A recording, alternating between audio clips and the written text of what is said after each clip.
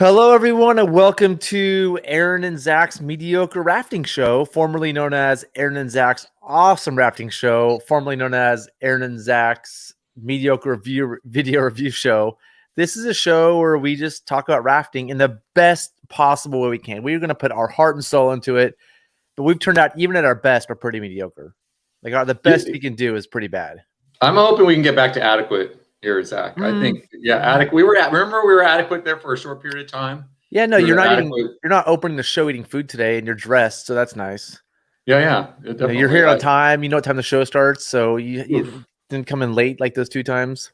I mean, 2 times. You did it twice, Aaron. What? Just I'm keeping track. Whatever. I'm keeping track. But anyway, we're really proud to do this show. Those of you that watch it, thank you so much for watching. If you have a second, hit that like button. Just tap it lightly. We'd love to have some likes. Subscribe if you want to. And yeah, we have a lot to talk about today. I know, Aaron, you were in California last week teaching a guide school. Any highlights before we get started? Any highlights from that?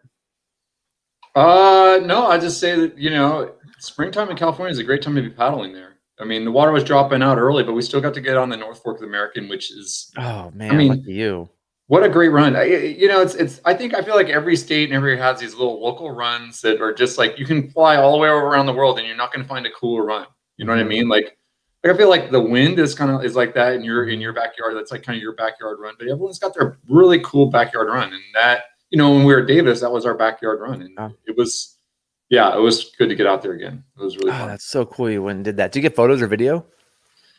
I got some photos, but my video, unfortunately, I forgot the GoPro back in the Bay Area when I drove up. I didn't realize until I got there I didn't have it. That was going to be my first time GoProing rafting. So it'd be so cool to have.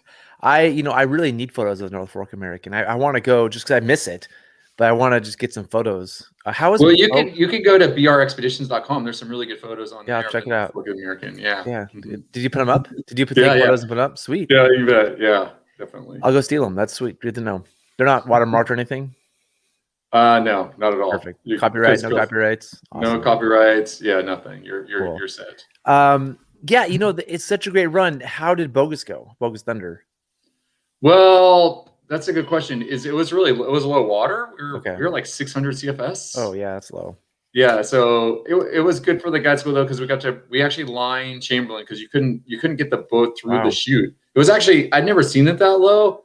And you're back to going over to the right chute seemed a little better than the left at that point. But we lined it down the right chute there, and then Bogus, we ended up lining that too, which you maybe could have found a way through there if you had a smaller boat for sure than 14s. But yeah, that'd be tough. That's So using like 14-foot Avons? NRSs, yeah. I mean, same thing. Yeah, same thing. Yeah. Cool. Well, welcome back to Hawaii. I have a lot for us to dive into, so I think we'll just get going on this. I'm gonna get my camera a little closer. I've been talking a lot about best practices. We talked about it 2 weeks ago when we did the show, and just sort of how like some things we're all doing to have sort of a common ground, and there isn't a lot of common ground on things. We're still debating all kinds of topics, and that's why this show exists, is because there's gray area or there's ideas. And I did a Gear Garage about always and never, trying to avoid the use of always and never. And this stuff's on my mind right now. I have one always and never for you. This is an interesting idea of comparing best practices to always versus never. Somebody brought this up. A clean line principle. Would you say that's best practices, or would you say that's an always? A principle is always. That's kind of a weird thing. Is it a principle or a rule? Rules are always. Principles are things the clean line principle. Yeah, so principles in general aren't a rule. But shouldn't you always follow the clean line principle? Yeah, follow the principle. But that doesn't mean. I feel like we're getting into like a little too nuanced here. But but I'm trying to understand. That's what I'm trying to understand. The difference between best practices and things that you always do and things that you never do, and then things that there's like, where do we categorize these things? I'm trying to create a map for where we put things. So I'm trying to go. The principle, you want to follow that principle. That's like the principle, like do unto others, you do whatever, like that, right? Like you want to treat other people the way you want to be treated. Do you always treat other people the way you want to be treated? And sometimes you don't, because there's reasons not to necessarily. there's certain points where someone's behaving in a way that you wouldn't behave, and they need to be treated in a different way. So, I mean, I think that's always a principle. It's not like, I feel like a principle is not the same as a always never. So just like principle is just an idea that you're applying. It's a principle. It's like it's not an always never. It's not a rule. I feel like principles and rules, I guess. Yeah, I'm trying to categorize these things. In my brain, I'm trying to set this stuff up.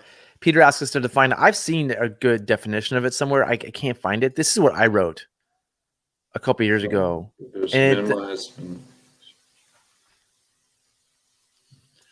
So minimize isn't an always never. Just by that word, minimize doesn't mean never. And that's. But you should always follow the principle. If you're always like, when would you not follow the principle? When maybe I won't follow the principle today. You should always make an effort to minimize. Yeah, and you should always make that effort. I'd say this: you should always follow your principles. Oh, that's interesting. So have but you don't always follow the rules. There could be always and nevers. There could be principles, and there could be best practices. Yeah, I feel like principles and best practices are similar. I'd be curious to see what the difference is between those. I don't know. That's what I'm asking, because I'm trying to work my way through. I'm trying. This is hard, but I don't want to have like hard set rules how to do everything, but I want to have guidelines and ideas. Like, I feel like it always is wear a PFD. That's the only, and that's, I mean, I guess don't drink and boat. That could be an always. I kind of feel like you shouldn't boat alone, but a ton of people disagree with me. So, like, figuring out what always, like, the only thing they put in always is that everybody can agree on is wear a PFD. Other stuff, some people are like, no, it's cool if I have a beer or two, and it's a cool. You always wear your PFD. I haven't historically always worn my PFD. So when you're getting towed along the lake in Don Pedro Reservoir, you wearing your PFD? Aaron, I don't know if I like this kind of intelligence coming out. I mean, you know what I mean? Yeah, I get that. So, I mean, you're not really in whitewater. In whitewater. In whitewater? In moving current? Yeah. Is whitewater and moving current? This is why I don't like English stuff that much, is because we start getting into what does a word mean. And I think I don't know. I think you got to be careful about going too far down that path. I think just sticking with your principle. It doesn't really, as long as people are thinking about this stuff, I think that's the biggest part. It's like thinking about the variables and taking those into account. And what are the variables to be considering? The clean line principle, wearing your life jacket, hey, like dressing properly for the day, being part of a team, having those principles, I think is really important. And the always nevers, I just feel like those just mess people up. Because like, yeah, I've boated without a life jacket before, Zach. You know why? Did I tell you this story? No. We're on the road and we come back to our boats, and some kid on another trip that knew us thought it'd be funny to row our boats across the other side of the river, and he missed the eddy when he tried to pull across. And he went down. He went downstream like a mile, and then they pulled over. And so we get back. We're on river left. It's a steep, narrow part of the canyon. There's not really whitewater down below, but we're like, well, what do we do? And you're like, you couldn't hike up to the trail on the other side. So, like, if you said I always wear a life jacket, you would not allow yourself to row across the current to get your life jacket. Yeah. No, that's a good one. I like that. So maybe avoiding always with never, but have principles. Maybe work on your principles life jacket. Wear your life jacket. That's a principle. Yeah. Wear your life jacket. Peter says, wear a properly fitted life jacket. I'd actually say. Yeah, I mean, this is interesting thing about the clean land principle. It's not always possible, I don't think. Yeah. It's maybe if you're a day trip guide, but if you're doing multi-day, it's something you should strive for. But to get all the straps tucked in perfectly and all the dry bag handles, and it's a principle we should be working towards all the time. But yeah, it may not be possible. I like that. So, and you talked about our last episode about, the Switchwater rescue classes being a separate thing, and maybe they should be more back, like they're separated from rafting. Maybe they should be pulled back in. I've been thinking about that a lot, and that safety and rescue should be more integrated as part of rafting instruction and less of its own separate, like, little world like first aid is. And I've been thinking about that a lot. And I think a lot of what we're going to talk about today, that stuff I want to get into, really leads to that. First thing, have you read this book, the Knowles River Rescue book? Nate Ostis's book? Yeah. I've just flipped through it. I haven't read it cover to cover. I last night sat down with this book for a few hours, and I wouldn't say I read it cover to cover, but pretty close. I'm going to put a link in the down if anybody wants to get on Amazon before we go too crazy. We get a commission. Yeah, nice work, Zach. Trying to driving in, bring in some bucks. I'm not just pushing this book because of the money we can make, that the 20 cents per copy, but I figured people might want to link to it and maybe we'll buy it and support the show. Thanks, Zach. It's good to be back. And no wind footage today. We have some good footage coming up, but I love this book. I'm a big fan of the other one that I like, the Whitewater Safety and Rescue. Les Bechtel and Slim Rays. That old I haven't read that one though. The one that is from Europe. I forget the name of the author right now. It's really good. Whitewater Safety and Rescue. This is really good because it has a lot of stuff in the beginning about how you need to, about good leadership and about how you need to be modest. And it talks a lot about risk management, how to create a culture of risk management. What are you laughing at? Oh, like you always like to talk about being modest. Well, I think it's good. I may not be that. I might not be modest. It's something, but it's in the book. It talks a lot about just being kind of. No, I agree. I feel like particularly in a rescue scenario. No, totally agree. Like you need to be humble, modest. Like yeah. Go ahead. Yeah, and chapter 15. I'm at the end of the book. You can see here, at the end of the book, it gets to pinned boats. Everybody thinks Swiftwater Rescue. Let's pull out our Z rigs, right? Well, it covers. We're on page 207 before I start talking about pulleys, right? It's like a lot of stuff about practice and training, and it just sets a really good tone. I love this book now, and I think it follows that. Like this isn't. This is a river rescue guide. This isn't like a course to Swiftwater Rescue. This lays a good foundation for safety and a culture of safety. So I'm a huge fan. It has an award. Check this out. It won this Norba award thing for good reason. Outdoor Book Award, which I was like, cool. I was really stoked on it. I read it last night, and I would say it fits into that. And I would recommend to anybody for just like to read through, because there's a lot of stuff in there that helps, create a good culture. One thing it talked about was YAMS, young aggressive males. Have you heard that term? You're hearing that a lot lately. Like you never heard it? It's perfect. No, I've never heard that, but yeah, totally. Oh, I'm ready. Yeah, put me in, coach. Yeah. Oh yeah. I've heard a lot about YAMS, and then it talks about OCPs, old crusty people,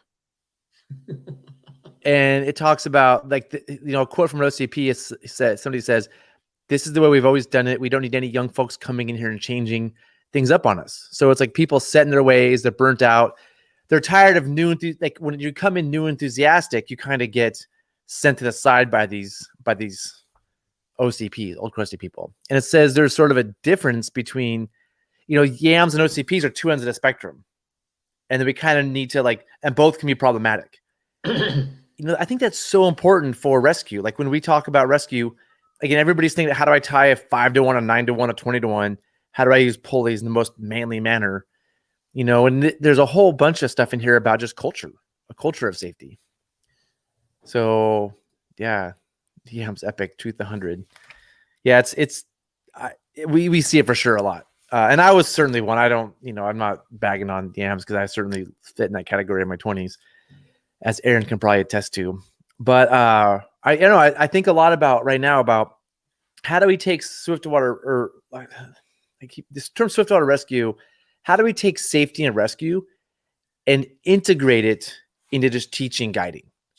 Right? How do we make it a part of our everyday process instead of something that we outsource for somebody else to do? And it's come to mind because as I've learned what Swiftwater people are teaching, I don't necessarily agree with their teachings. And then there's a lot of instructors out there.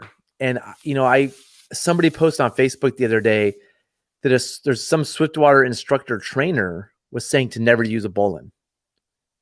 And so I feel like there's a lot of people teaching Swiftwater who are set in their ways and have these ideas. I don't want my guides being taught that. A bowline is a great knot. And I hate the word never, as we know. Like I feel like there's a lot of people teaching who use always and never, who don't know. I mean, the bowline is a wonderful knot. You don't need it to, you may not use it to tie to a tree to pull a 3-to-1, but you could use it for a lot of other stuff. Well, I mean, we can go down this little rabbit hole. I was thinking about this during my course. You know, a lot of people keep carabiners attached to their throw bag, so you can clip it to something, right? So you can clip the loose end. And I was just like, well, you can just tie a quick bowline. It doesn't take very long to tie a bowline. And so I had one that I just had clipped on. I was like, I kind of like this without the carabiner, because you just unclip it and then you throw it. You don't have to go through that finagling with it, with the carabiner part. And then when we were lining the boats, I just tied a bowline. 100%. Like, okay, bowline done. And it was like, why are we using? It was funny because I was just thinking about that last weekend. Like, why do we need a carabiner here? Like, it's just extra stuff. Yeah, we lower a lot of boats down cliffs here. A lot of lower for put-ins, takeouts, or linings or portages. I'm constantly tying a rope to a boat and lowering it or lining it. And I've just I'm just done with carabiners. Why are you going to tie a figure 8 on a bite and then attach a carabiner to it and then the carabiner to the boat and then lock it? And you could just tie a bowline.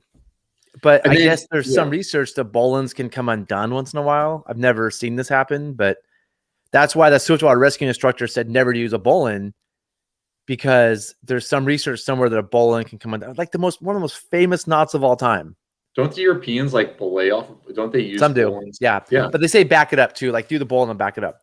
But the moral of the story is I'm with you 100%. Like when you're attaching a rope to a boat, tying the end of it on a bowline is quicker, and I do a slip bowl and that comes off super easy. The OCP way has always. What's OCP? I think that means old crusty people. Bowlines. Yeah, I mean that's how we tied down our bags back in the day. You tie a instead of everybody uses cam straps now, but you tie a rope on a bowline on one end. You put the rope through all of your bags and do a trucker's hitch. That's how we tied, and I think it's actually more effective than cam straps. Oh yeah, because you don't have to loop them back to himself. So pieces of webbing are great with a trucker's hitch. Yeah, webbing or just rope. You can just use rope and tie your whole load down without cam straps. It's quicker because you don't have to take the cam straps over and feed them back through and find the loose spots in the cam strap. You just put the tie a bowline, loop the rope through, and if it's a slip bowline, you can pull that end out really easy to release it. Yeah. So Zach, going back to lowering the boats down the hillside too, once the boat gets to the bottom, if you're lowering multiple and you're going to pull that rope back up, then you're dragging the carabiner back. It's getting stuck and stuff. But if you untie it, the line's just clean on the end. It's going to pull real nice. Yeah, but I mean, that's. But so that's what when I saw that there's a big discussion. There's a whitewater safety group on Facebook about this, and there was 100 comments or something. I didn't want to get sucked into it because I would, but I'm doing this all the time. I'm pretty sure you can use a bowline for things. And so when there's some Swiftwater instructor trainer who's saying don't use bowlines, it kind of bugs me. It kind of gives me a bad taste in my mouth. AC now says throwback should be free of knots. What is it? They can't be completely free of knots. There has to be a knot. There's a knot on the back end usually. There has to be. I mean, I could see. The loose end, the end that's not the bag end. Yeah, that end definitely makes sense. But the other end, you want a knot in there. Otherwise, it's going to go back through. It's going to just come out of the throwback. You have to have it affixed. Hold on, Aaron. You keep entertaining. I grab a throwback really quick. Yeah, go, Zach. Yes, yeah. But that's a good point. Like Justin, if you're talking about on the not to hold it, the not to hold it in is okay on that end. But on the other end, there isn't a knot, so it's a lot easier just to do the bowline again, because we used to have that knot affixed on the loose end, so you'd clip it to something. But now that you don't have a knot there, you'd have to tie it. We're just discussing how you have to tie a knot on the loose end before you can clip it in, Zach. Oh, Zach, you can't even hear me because you don't even have your earphones on. I'm hearing Zach, we were just talking about he's talking about the loose end. And the loose end doesn't have a knot on it. So if you want to use a carabiner if you wanted to use a carabiner with a loose end, you got to tie a knot on the loose end first, and then I mean, it's so silly. I've been doing this forever. I learned this from. I've had some really good Swiftwater instructors in my past, and one of them said, why would you leave a knot permanently tied to the end, right? So the end of my bags are all loose like this, And then if you need a knot, tying a figure 8 on a bite is very easy. It takes, 5-10 seconds max. So this should be loose.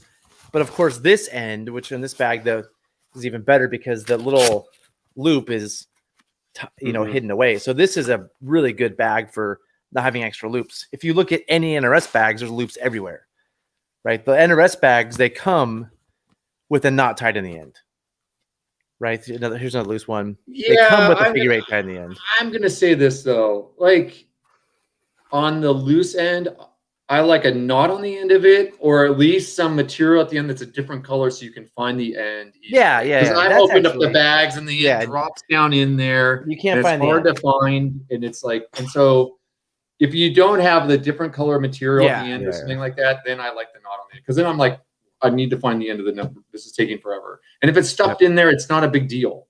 So, and this whole thing is like, well, if you throw it, you could get more wedged if you let go of your throw bag. Don't let go of your throw bag. And the other side's a huge bag that's going to get stuck on something. So, yes. Yeah, I mean, it's a minor detail, right? It's like one of these things that, like, I wouldn't say never have a knot and then never throw bag. That's where we get back to this always versus never. It's a good principle not to. But if you do for some reason, as long as it's a small loop, it's not going to do much. But I'm the fan. You don't know how you're going to use the end of your rope, right? When I go to use this throw bag to lower a boat down a cliff, I want to just use this and tie a bowline right away. So if I have a figure 8, I have to untie the figure 8 and then tie the bowline, or I could get the figure 8 through my bowline loop.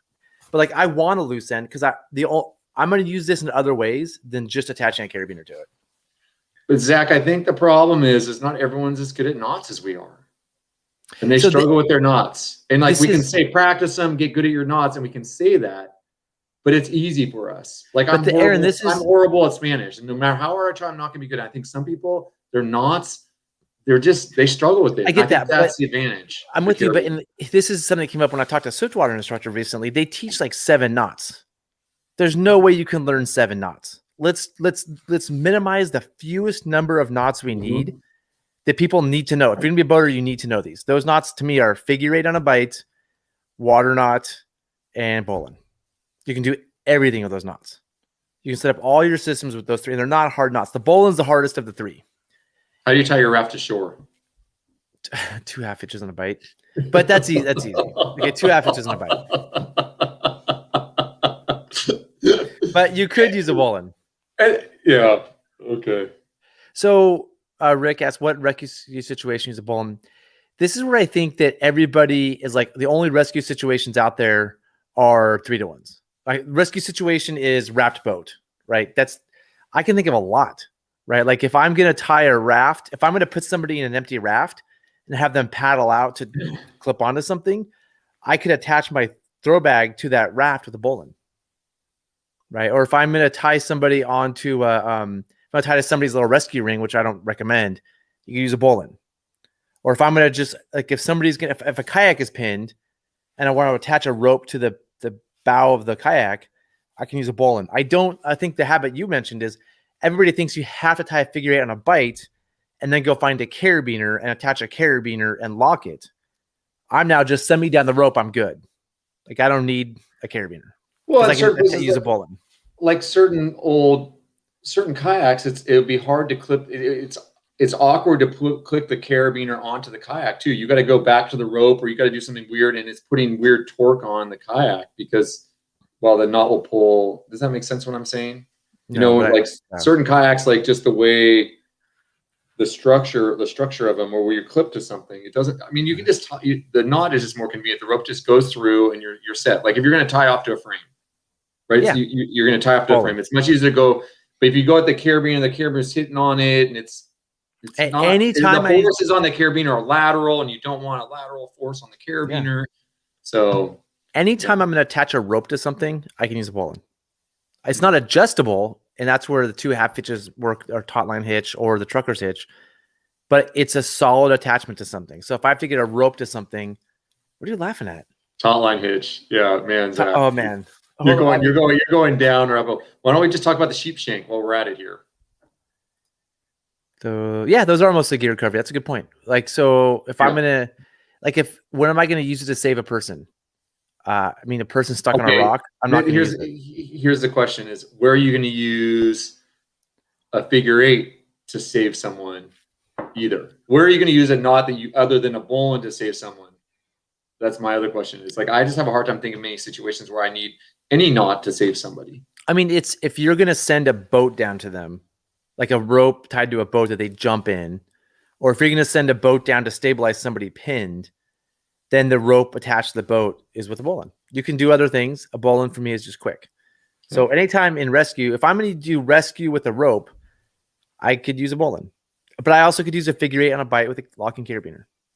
They're just two different tools to do the same thing. But yeah, that's a good point. I mean, we also, when we talk about rescue, I mean, most of the exciting rescues, the sexy rescues, are gear recovery. Right? When you're saving people, it's usually just kind of like, go get them. Let's come up with a plan, go get them. Cool. Or tell them to swim ashore, or throw them a throw bag and pendulum them in. Or, just keep them stable. Like person rescues aren't sexy because you don't get to use a bunch of gadgets. Okay, we've been going on this for a while, but I've just been thinking about this a lot. Thank you, everyone. Thank you, Rick, for chiming in. That's a good reminder, for sure. Those are good, some good comments. Appreciate those. So I'm going to change the subject here. We have some comments. Oh, we kind of have a sponsor. You ready for this? I didn't know we were sponsored. Well, yeah. I mean, it's my friend Jan, who is a really good kayaker and a guide. He repairs stuff. And so he doesn't have a website yet, but he said, hey, give me a shout out. Here's what he said to say. I'm not going to read it, but he lives in Southern Oregon. He can fix things. Shoot him a call, send him an email. And he has a Facebook page and he's working on a website. So any kinds of repairs, send him down to Jan. He's just a good dude who boats, who is trying to make some money. Boating and dry wear repair. So he'll repair dry suits and, oh, that's cool. And rafts, huh? Yeah. Okay. Yeah. Pressure tested even. Oh, wow. That's good to know. Yeah. He's our sponsor. I'm not going to take money from him because, why would I do that? But I figured we give him a shout out. So this is so we're sponsoring him. Yeah, we're sponsoring him. So that's one thing I want to share. I have another one. I have a couple comments I want to share here. Let's see. This one from our last episode. Somebody left this comment. I can't believe we do either. It's we probably. Well, these guys, you run a rafting company. I do not run any rafting companies. Yeah, you do. You've managed companies before, and you run a booking agency. So yeah, I run a travel agency. I mean, you've managed several different river operations. If you can find somebody better than us to run these companies, let us know. Someone better to do the show. We can tune in. It's a lot of work for us doing the show. So I like doing the show, but I'm sure a lot of people out there could do a better job than us. So when I would actually love to watch somebody else do a show like this. I rewatched our show last week when I was here at home doing work in the garage. I liked it. So I mean, if somebody else did a show like this, I'd listen to it and I'd comment in with really intelligent things like this. This is a good reminder. Like, this is a very good comment. So anyway, Clayton, thank you for that comment. It's a good reminder that we're inadequate. Appreciate that. I know. I think he's just saying we're so smart and it's amazing to think that people like us are running rafting. I don't think that's what he's saying. And then I did a video, a Gear Garage, about Always and Never, that Aaron, I don't think you've seen it. You should watch it. And so this is along the lines of what we've been talking about, where having a number of techniques, but then using what is safe and effective is good. And he talks about the two books I mentioned. The Franco Ferraro is the author of the Whitewater Safety one. I really like that Franco Ferraro Whitewater Safety book and the Whitewater Rafting book. They're really good ones. But I think he says, where the instructor categorically says that this is the correct way to do it, resulting in rigid thinking. That's, I think, what I'm starting to see is instructors out there that have, this is the way to do it. And it creates a thinking that is very book correct, but practically not correct. Zach, I think that the instructors that are, I'm going to really get going. Yeah, we don't want to make any of our friends mad here. But I would say this. I feel like instructors who say things that are much more it's just like everyone who's much more admin. If people make things much more black and white in general, are less experienced. They need it to be. They don't understand the depth. if that makes sense. So we've been talking a lot about teaching because we have a lot of courses going on. And one top conversation I had with somebody about teaching was if you have a lot of book smarts, but you're not smart in the field, you don't have a lot of experience, you're going to depend on absolutes. Yeah, like, exactly. This is how it's done. This is how it's done. This is how it's done. Yep. And the people who have a lot of experience in the field are generally like, well, sort of, they usually, or there's a lot of like, it depends. Let's talk. Give me your example. Let's talk it through. So, people. And so there's the book smart people who are like, this is how it's done. There's the experienced people who are like, well, I've seen it done a few ways. Here's what works. And I think there's a happy medium, right? I think that like people, like I would say I'm more in the experience field. Like I don't have a lot of formal training in this stuff. I read a lot of books like this gem, but I think I need to have more training. And I think, and I don't know how you feel about that, but I think what is more formal? Zach, what formal training is there out there for you to participate in?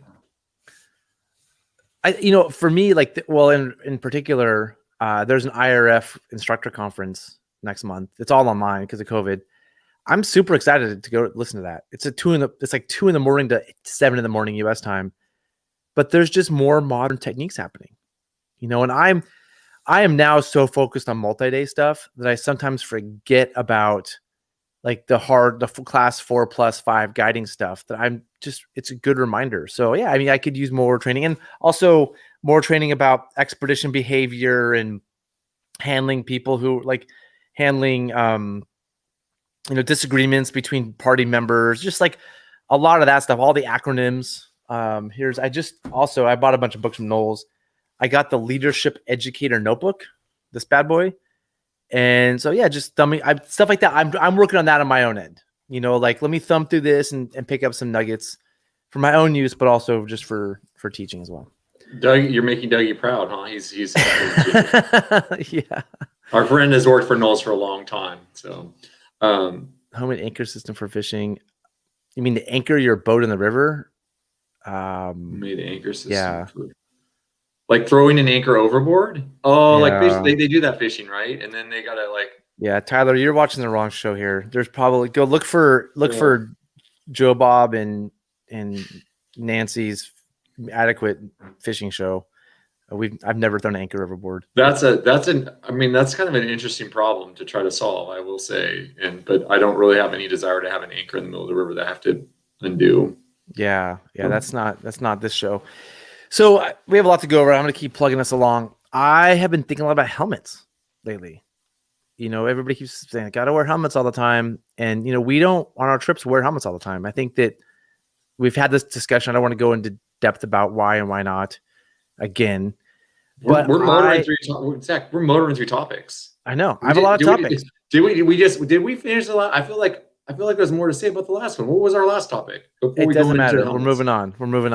Dude, I want to get your thoughts on this. Hold on, we're done. We're moving on to stuff. We have a lot to cover. So this bag, I'm thinking, could be a standard bag on all rafts that carries 7 helmets.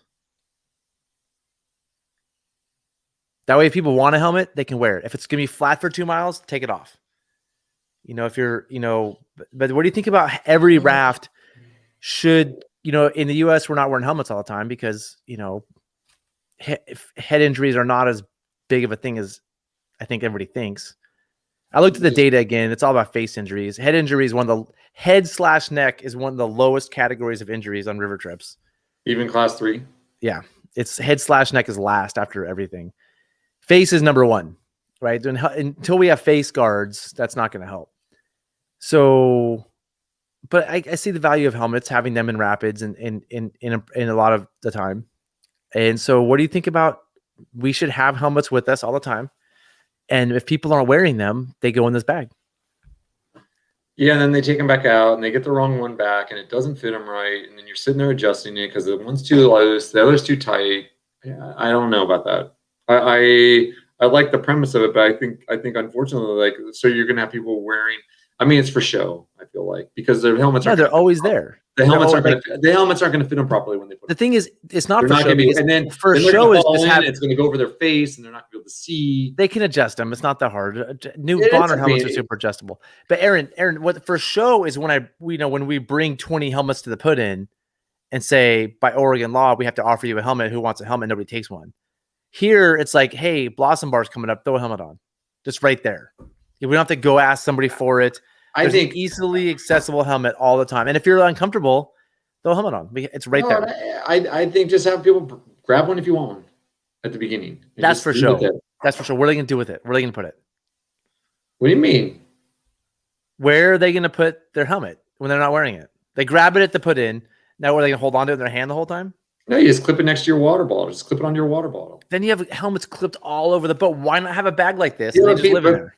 If everyone Zach, I'm gonna say this. If everyone started wanting a helmet, then yes, I would do the bag. If they don't want the helmet, if everyone's not wanting, but it's not whether or not they want the helmet. It's whether or not they should have a helmet available. It's our responsibility to say, hey, maybe you should have a helmet.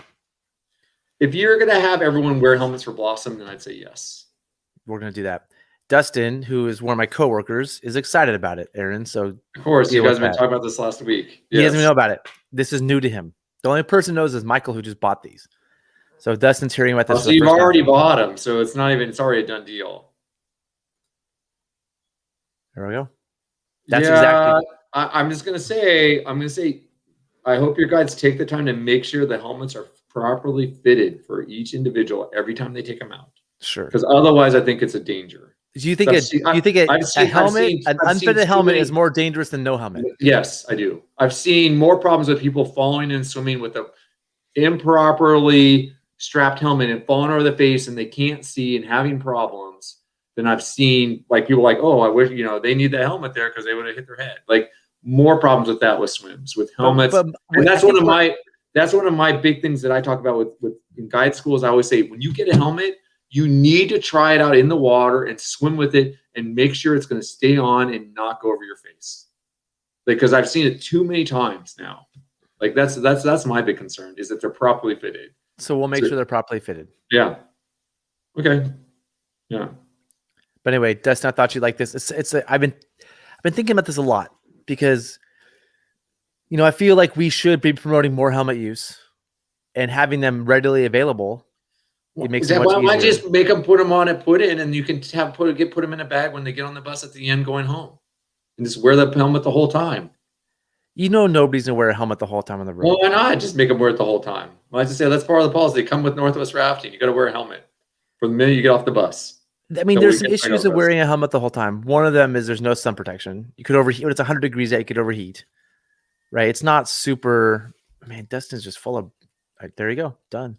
You can definitely. Like not even duct tape. Dustin, I agree. I put names on them. I would put names on them. What's could be cool is put names on top so they can go, oh, that's John. If you don't know their name yet. Yeah. But I think having a helmet all the time on like flat water, it's going to start getting uncomfortable and they're going to get rashes and it happens. Zach, we worked for years on the Tuolumne War helmets every day. Yeah, that was people doing a 2-day trip on the Tuolumne. And no, as guides, we wore them every day. Yeah, but guides had like $100 helmets. No, I used to use the ProTech cheap one for a long time. You did. Yeah, no, yeah. I mean, but that's the thing. When you wear a helmet every day, it's fine.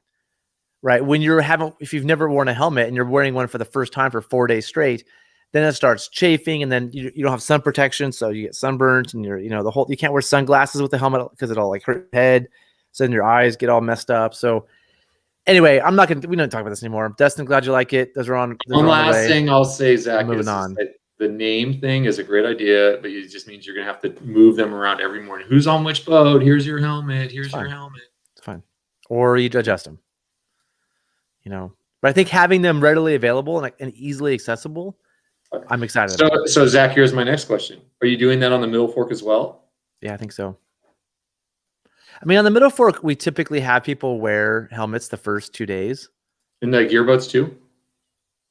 Yes and no. Yeah. I mean, I think it depends. It depends on the water flow, right? So sometimes. Oh, geez. Here we go.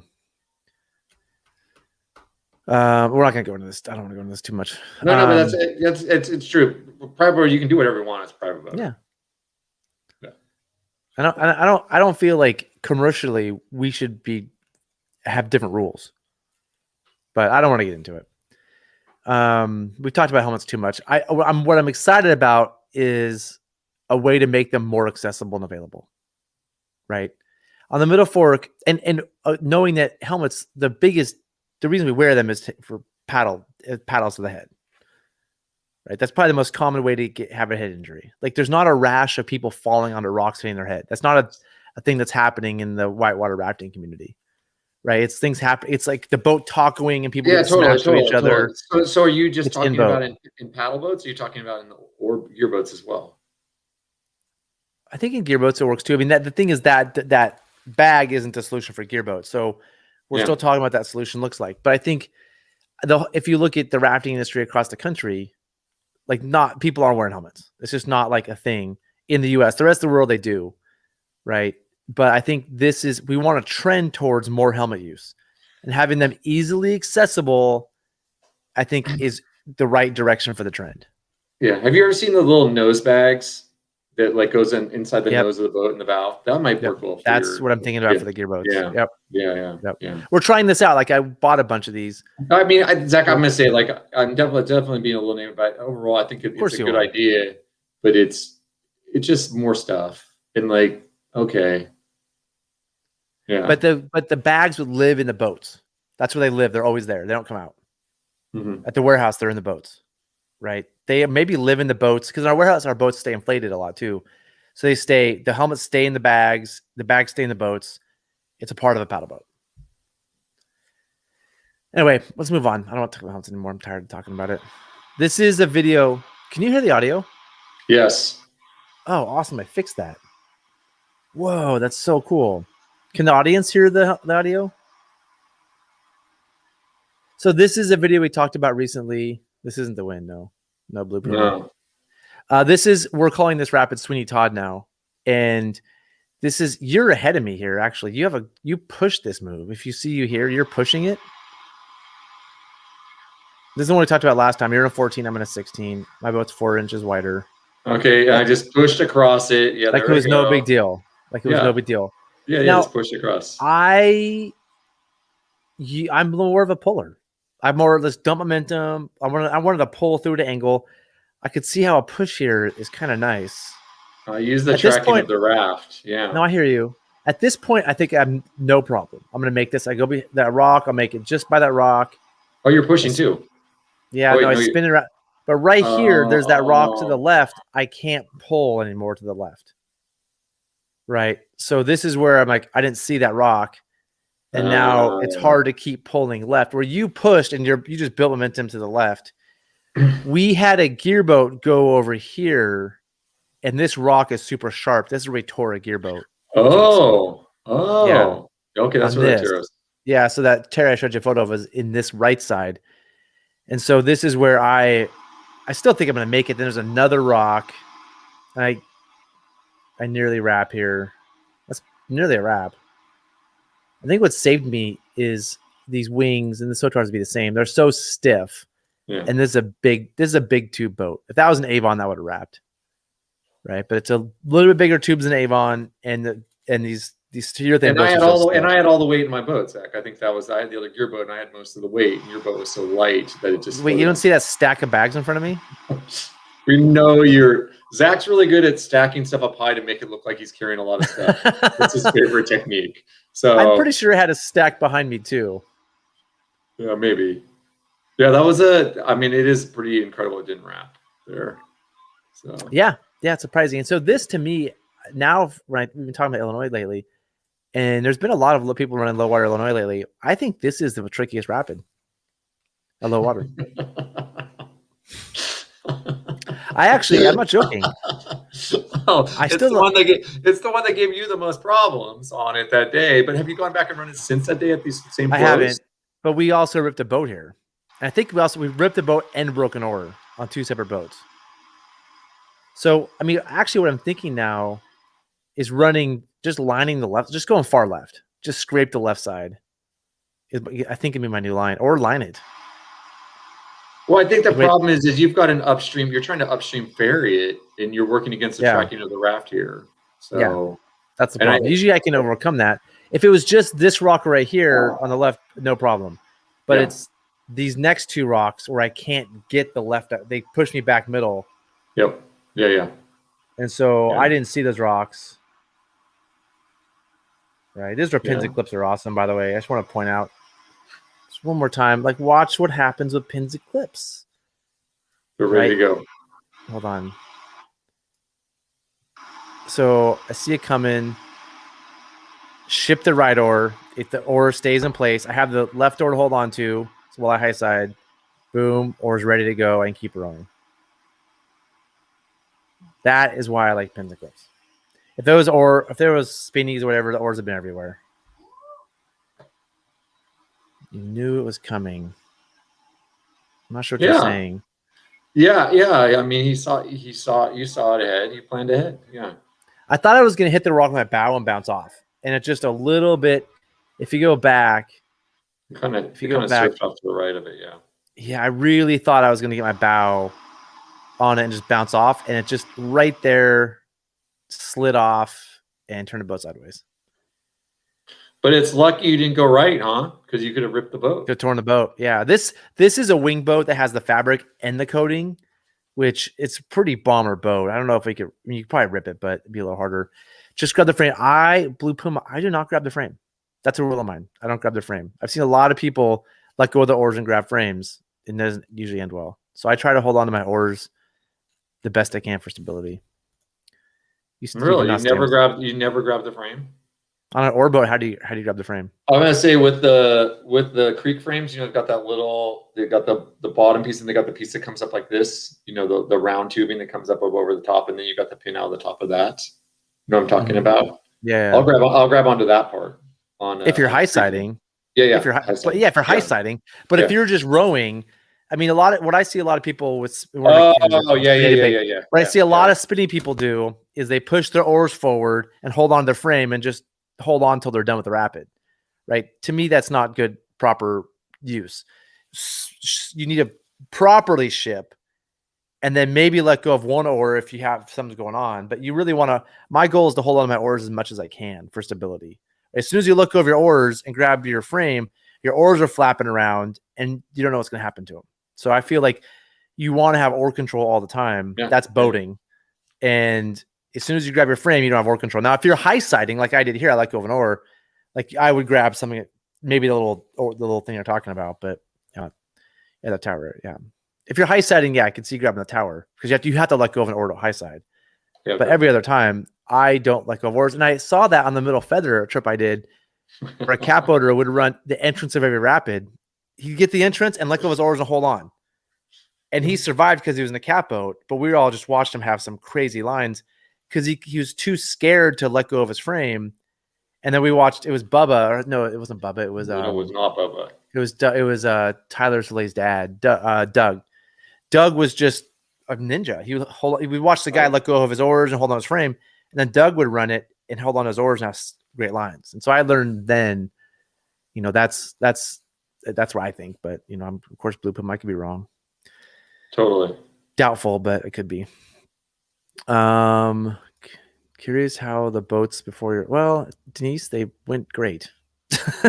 Everyone else had great lines except for Zach. Yeah, we all didn't like if Zach hadn't been part of that trip, we wouldn't have thought that was a difficult rapid that day.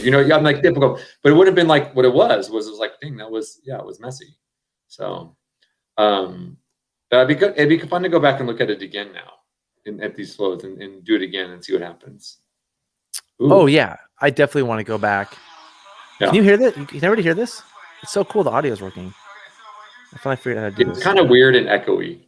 Yeah. Yeah. Oh, it's playing. Oh, I know why. Because it's playing through my speakers. That's why. Hold on. Yeah, let me turn the audio off because that's gonna be messy. So here's another video. Let's just keep moving on. I got lots of videos I want to go through. People have sent me a bunch of videos, so I want to do reviews. Oh man. Peter Gonzalez taking care of you. There we go. Yep. That's probably what happened. I took all the weight while Aaron went ahead in his light little 14. Yeah. I mean, pushing what you did, that was the move. I didn't want to push because I didn't want to be exposed to that rock. I thought I could pull away from it and put the bow on the rock. So I was trying to avoid the wrap by pulling, and then it caused it to happen. So this video is a wrap on the Mackenzie, I think. Is it North Umpqua? North Umpqua, maybe. I don't know. Let me look again. That was North Umpqua. North Umpqua. Yep, it's on the North Umpqua, which I haven't done for a long time. Have you seen this video before, Aaron? A long time ago, yeah. And so there's somebody on the raft who's fumbling with a bunch of rope, and then a kayaker shows up to save the day. And so I think they did a good job getting the boat off, but I think there's some things to just talk about as this goes. And the first is showing up and taking over. Like, is the kayaker just taking over? Is there a conversation that has to happen? Who knows what's happened before? Who knows who that person is? I mean, we're making a lot of assumptions. I think not an appropriate carabiner. Did you see that? Actually, that was. Oh wait, what happened? No. It was actually it wasn't a carabiner. It was like a thing. Look at it closely. Do you see it? It's like a thing you get at Home Depot to tie stuff in your rafters. Oh yeah. I have some here. It's one of these. What are those rated to? Hold on.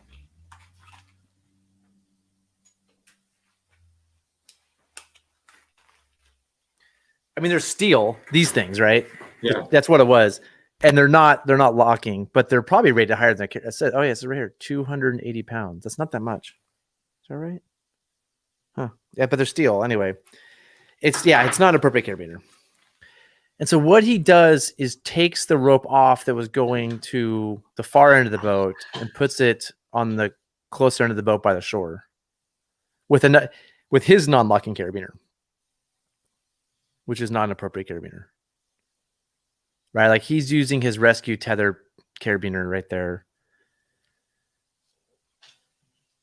Yeah. So, I mean, going back to your original thing, it's a good question of what happened beforehand when they showed up, and was there a conversation? It looked like he just jumped right in, and it's like, it doesn't look like they're in a rush. It doesn't look like the night's about to come up. You know, there's a road right there. Like, you're right. In general, it's good to have a conversation first and just like check in with the person. Hey, how you doing? Are you all right? Promote some calm, get them on board. And then, you mind if I take over? Like, I'm experienced. Yeah. You mind if I take over? Yeah. Do you want some help? Can I help you out here? Or even like, hey, someone from shore suggests I can give you a hand. Yeah. Are you cool with that? Can I help out? You kind of see him just jump in, dive in, and start untying things. And somehow he decides to untie this and move the rope to the end of the raft. And I'm going to claim this is the angle you want to pull from. Like, right, this is, I mean, in all the wraps I've done, especially lately, your goal, if you can pull the far end of the boat, like at an angle upstream, like pulling a boat down, like if this is the rock, right? If I can describe this, let me go big because it can make more sense. If let's see, if this is the rock and I'm here, pulling it down this way doesn't usually work. It's just too much friction on the rock. What you want to do is peel it off from the far end. I'm not sure if that made sense, but put a rope on the far end that goes upstream at like 45 degrees and peel it back. And now what that does is as you pull the boat up a little bit, less water comes into that quadrant, and it just starts emptying, less of a sail on that side, and it comes off really well. Well, I think Zach, your technique that you're talking about is reducing the forces on the raft versus adding more force to the raft.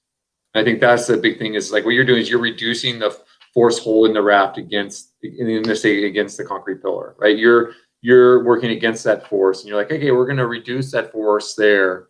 And that's a good way to put it. Yeah, because I think that's in my mind, that's the key thing with wraps is like, you don't want to add more force to the system where there's already a ton of force, because you're in general, the friction's the problem, right? Your friction with the rock. If that was like a piece of it was like a piece of ice and it was all super slick, that boat wouldn't stay there. It would slide off one way or the other. So if you can reduce the friction between the raft and the rock, and that's what you talk about doing, is you're pulling, again, all that water off of it. It's getting lighter. You're reducing the friction, particularly on one side of it. So it's going to want to move around. And I agree with you. Like, particularly by pulling at a downstream angle in general, you're adding force to the system. And for those, I mean, Aaron and I were engineers, so this is just like obvious. the friction on the raft is the normal force times the coefficient of friction. You can't change the coefficient of friction, right? It's like the raft and the rock has a coefficient of friction, but you can change the normal force by lessening the normal force is the direct load into it. So if you can pull the boat back a little bit, take some of that, whether it's having a little bit of force pulling the boat back or less water in it, it decreases the normal force. Right. So the goal is to reduce friction. Yeah. That's a good point. Maybe you could like squirt some sunscreen down in there or something like that to reduce the friction. I never thought about it that way. Yeah. Somehow change the coefficient of friction. But I think what's happening here is, first of all, he's tied onto the frame, and he used a knot, which again I'm fine with. If he used a bowline, I'd be like, cool. That's cool. This is a cool use for a bowline potentially, right?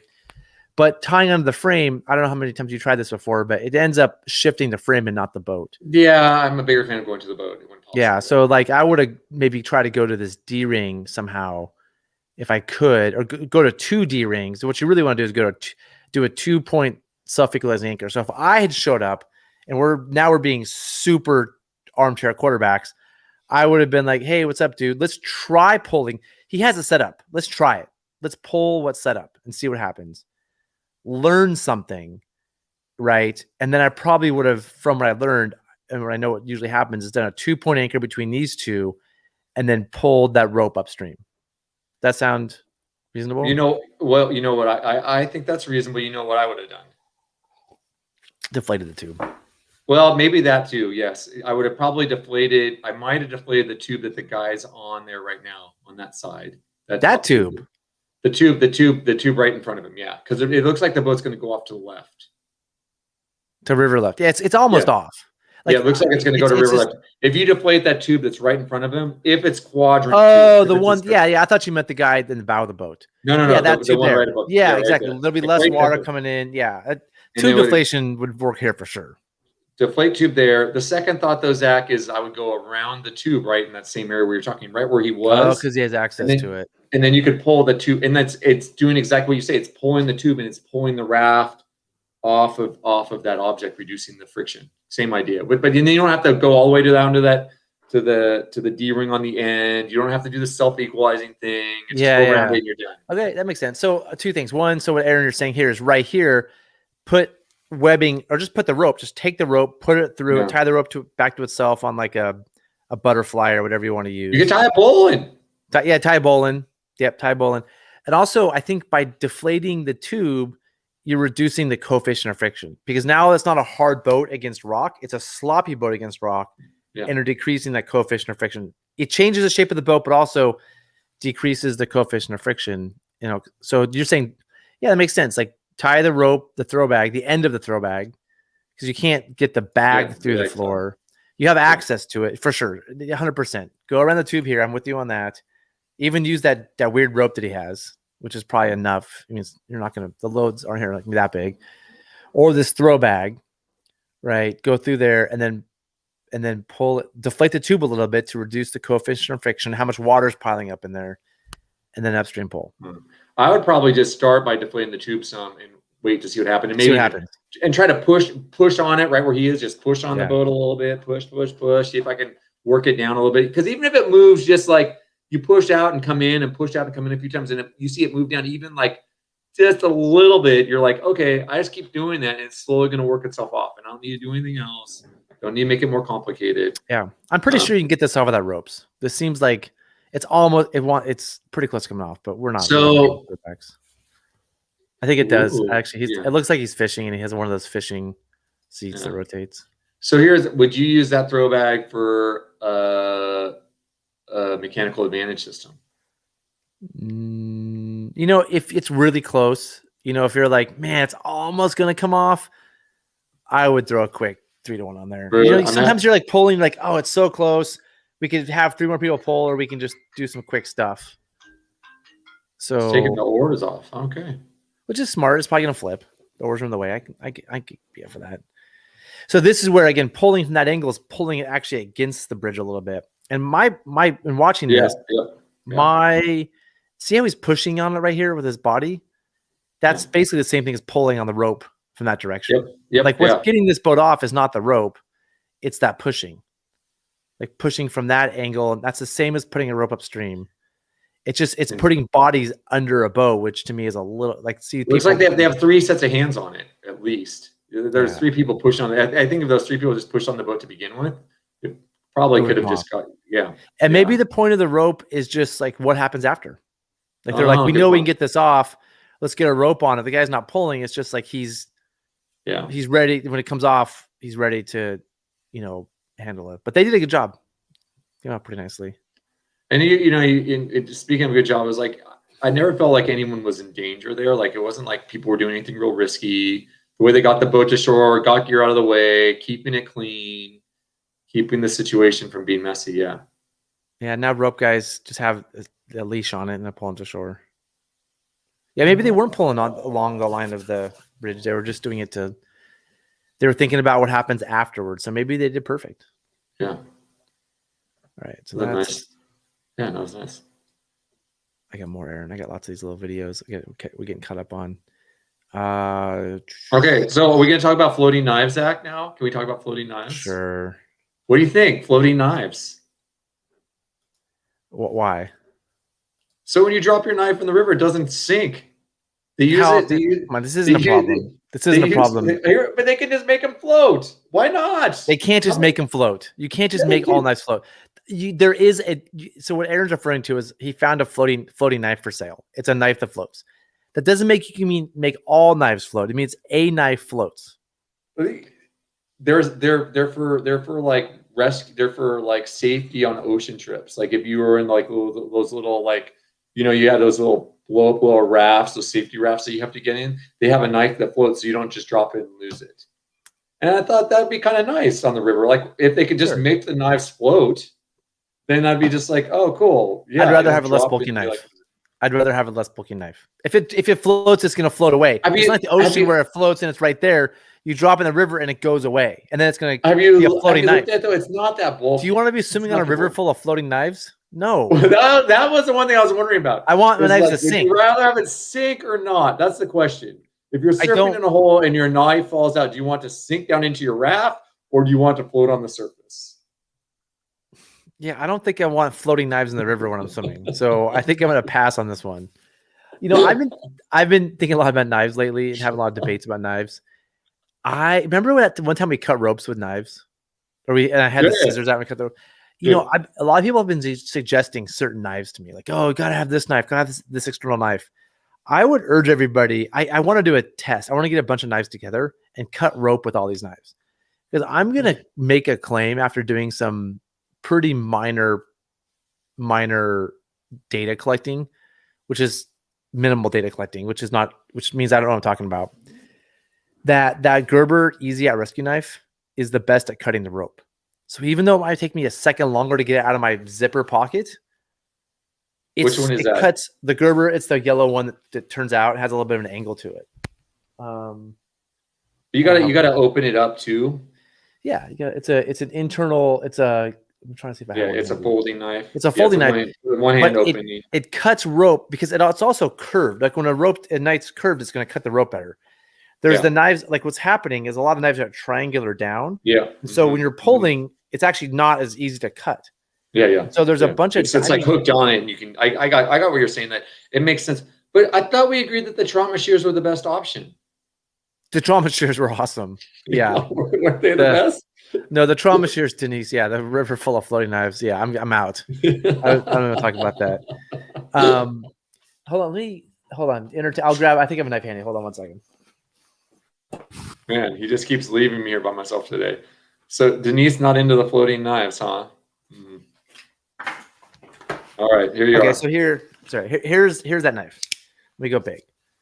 Right, I'll make myself big for this.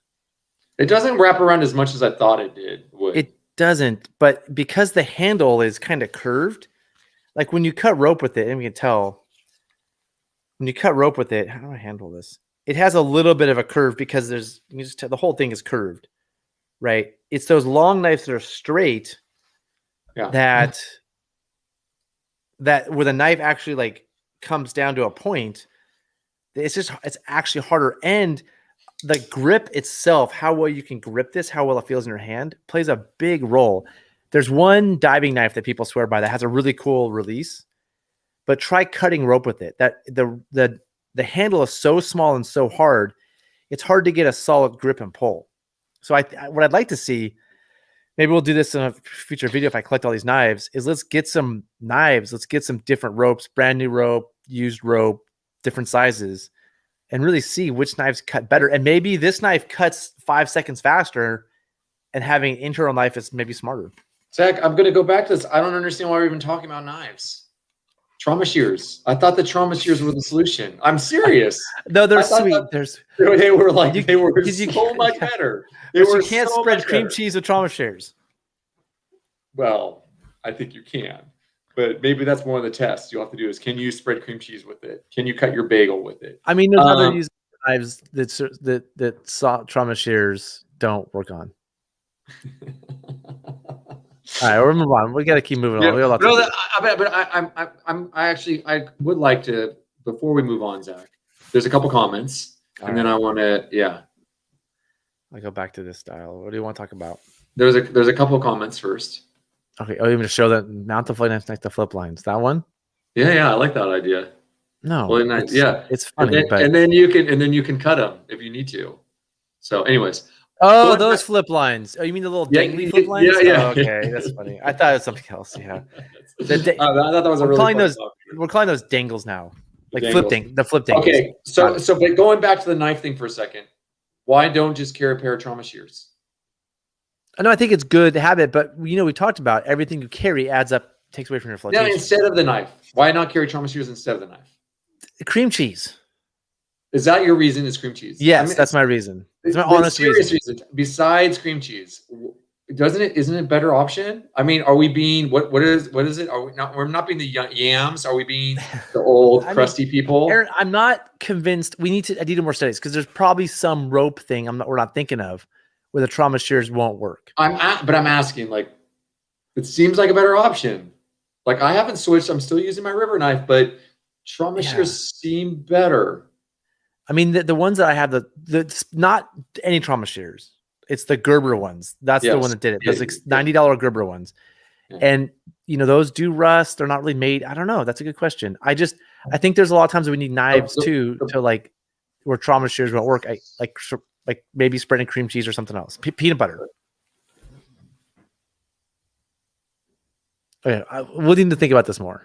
Yeah, I would like to because I agree with the rust. You should. I think the rust is a serious concern. And I think that would be my biggest concern is that they'd rust and you like pull them out. You're like, I can't even open them now. I could see that being a problem. My trauma shears live in my first aid kit, those same ones, and they have a little bit of rust on them already. So I don't know. They worked really well. A knife is just so fast to deploy. You just I can again, I think the standard is, can you close your eyes, get to it and deploy with one hand? I can do that with a knife. Those trauma shears, I can't deploy as fast because you have to unfold them. And so for deploying the knife is quicker. And I just think, this Gerber knife cuts rope pretty fast.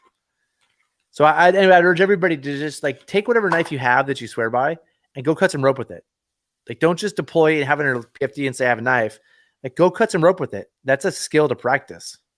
Well, and I think there's two ways cutting the rope. You're talking about rope under tension versus rope not under tension. And those are two totally different scenes. The rope under tension, it's pretty easy to cut it when it's really tight.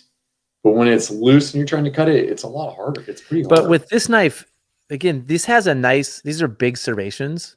It's going to cut it's going to cut most ropes pretty well. A lot of knives I'm seeing have really small serrations, and it's going to take a lot to cut any rope.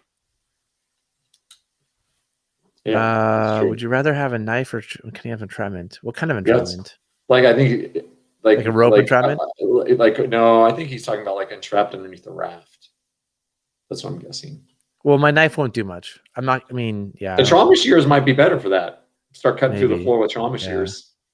Might work better there. I think that's what he's saying. Maybe is the trauma shears are better for cutting. You cut the and then you're not going to cut the person either. You'll hit. You know what I mean? It's not the same with a knife. You'd be stabbing into them. I think you need a knife. I think. Do you carry a knife and trauma shears? But then do you carry what do you carry? Do you carry 20 pounds of gear in your PFD? Maybe, but also my feeling. Yeah, so it's You got to be careful how much stuff. No, I'm not saying to bring both. I'm just saying instead of, would it make sense? I'm just asking the question. Yeah, very good. Thanks, Denise. You need 2 hands. Yeah. Okay. Yep. Yeah, I think for the quick, like you're caught on a throw bag, you want the knife to go get it cut. Yeah. The trauma shears cut through it faster, but to get them and deploy them, like bend over, cut with them, I think is a little harder. But having them accessible would be pretty cool. Having them somewhere that's pretty accessible. What do you think about carrying your knife right here? I'm not a fan. You're not a fan? Me neither. I don't know why all the life jackets put the spots there, and it's in the way. It catches. Which ones don't? I don't know. Most of them don't. Most of them have them right on the front. All mine have little things on the chest right here, like in the front. It's just like you pull this way. Yeah, same problem. Same problem. Be like where you can catch it when you're rowing. It's just a dangly thing on. They're meant for kayakers. Like I think if you're rowing, it doesn't make sense to have it here. Like they're in the way. Like in your pocket makes a lot more sense to me. I mean, for me, paddleboarding too, because you have to climb back in the raft when you're paddleboarding sometimes, and it makes it harder. Not impossible, but it makes it harder. I think when I think about external knives, we've had this talk before. I'm not sure we're having it again. I think it's if you want to send a certain message, right? Like if I'm guiding class 5 and I want people to like, man, that guy's badass. He's got a knife on the outside. It sends a message like I'm badass. Whereas if I'm guiding the rogue in class 3, I want families to feel comfortable. I don't want them to see a big knife on the outside of my PFD, right? I want to give them a comforting feeling. So I think how you wear your knife is an accessibility thing, but it also communicates a message. Aren't you more concerned on the rogue though? Because you've got way more lines on the boats. Like you've got way more, like the clean lines principle is a lot harder to follow on a multi-day trip than on a one-day trip. Yeah, but I think there's 2 things. There's like how fast you can deploy it. So there's how fast you can deploy it and how fast you can cut something. I'm making the claim with no evidence that I can deploy this a little bit slower, but I can cut faster. So it's a wash because this knife cuts rope well. It's made to cut rope. Some of the knives I see people have are not that sharp. Their serrated edges are weird.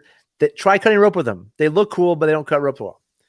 Right? So there's like how fast you can deploy it's one thing. Then there's the message you want to send. And if I'm taking a bunch of kids that are a family that's nervous on a river trip and they see me with like safety squirrel PFD, like I have carabiners hanging off and pulleys and all kinds of stuff and this big knife and a backup knife, it sends a message of like, wow, I'm getting into like something that's potentially scary. And that's not the message I want to be sending. Oh, sometimes I do. Sometimes I don't. So you're saying that safety is less important than I'm saying people's perceptions of what the trip should be like? No, I'm saying both are a factor, and I'm making the claim that I'm at least as safe with this. Yeah. Right. And if I have an external knife and it comes out, then I don't have a knife. I agree. I just don't have a knife. Yeah. Then I have none. No. So that's one of my problems with a lot of the external knives where a lot of people wear them. You see remember over the years we saw so many of those empty little sheets, and you're like, oh, where's your knife? Oh, I lost it. Like how? Yeah, way too often. Totally. Blue Puma, I don't like giving NRS a hard time because I have friends there. I don't want to tease, so I'll let you just say it without any commentary. All right, we're moving on. So let's move on to something else. I think thanks for this feedback, Blue Puma. I think that's important for them to hear that too. Like, hey, this knife is not doing very well. So, okay, pack rafting. Wait, are we talking about my favorite sport? Pack rafting? Is this really your favorite sport? You always get to give me a hard time about pack rafting. I do. I like making fun of it. Yeah. It's just I don't do it as much anymore because it's more fun to make fun of creature crafters. Like it's kind of taking the fun away from making fun of. And I don't sup anymore, so I really like making fun of suppers as well now. I feel like there's to be some jokes. What's the difference between a creature crafter and a pack rafter? We've got to come up with some good jokes on that stuff. That's material waiting. Nothing. I mean, physical fitness, right? If you put a creature crafter next to a pack crafter, you will know which one's which, right? That's an obvious thing. So, Luke Mel, this gentleman in Alaska, his website is Things to Look At. It's brilliant. One of my guides, I just did a trip in the Kamniopsis, and we all brought the little the back rafts, the inflatable kayaks that weigh 10 pounds, the air things. And she was pack rafting, and she loves this guy. She was going on about him. And I've been emailing with Luke a little bit. Sorry, I'm getting his name wrong. About this book he's coming out with.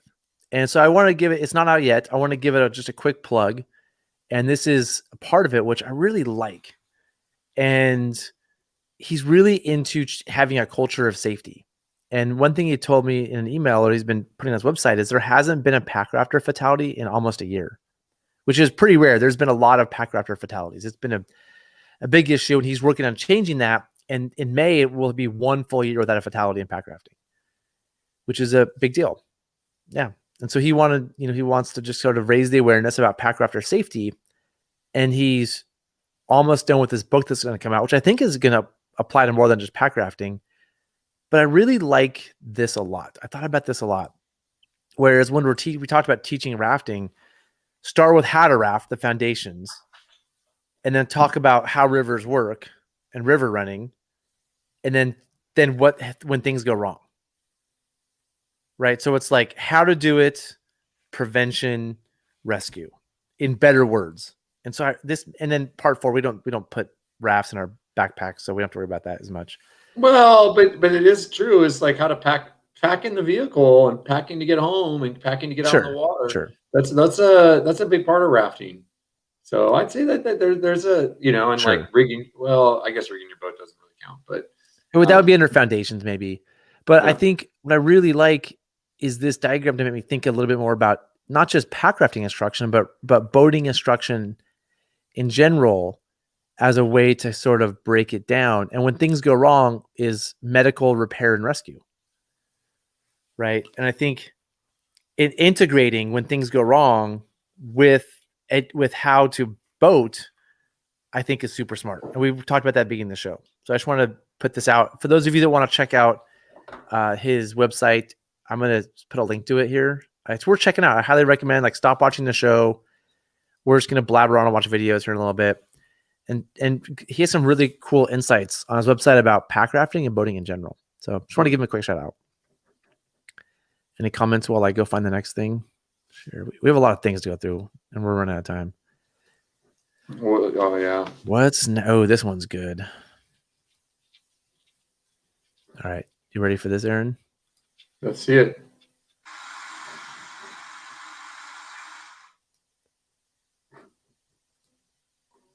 Oh, they made it past the hole. That's a little boat. Have you done this run? In 1995 with Molly Kenneth. Or 96, 95, 96, 96. Oh.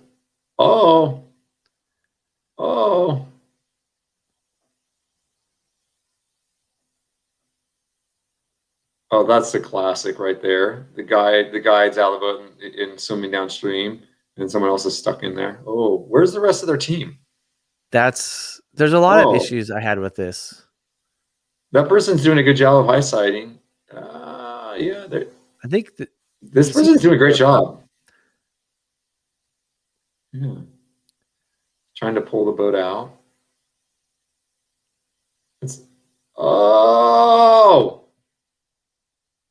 There's a dory there. Rescue dory. You don't see that every day.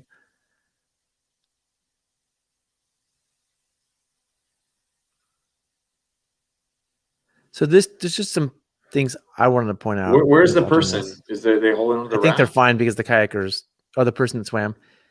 The second person who swam. I think that's what the rescue dory is doing. So here's my quick thoughts. First, when I watch this, without even watching the whole, I'll make this bigger.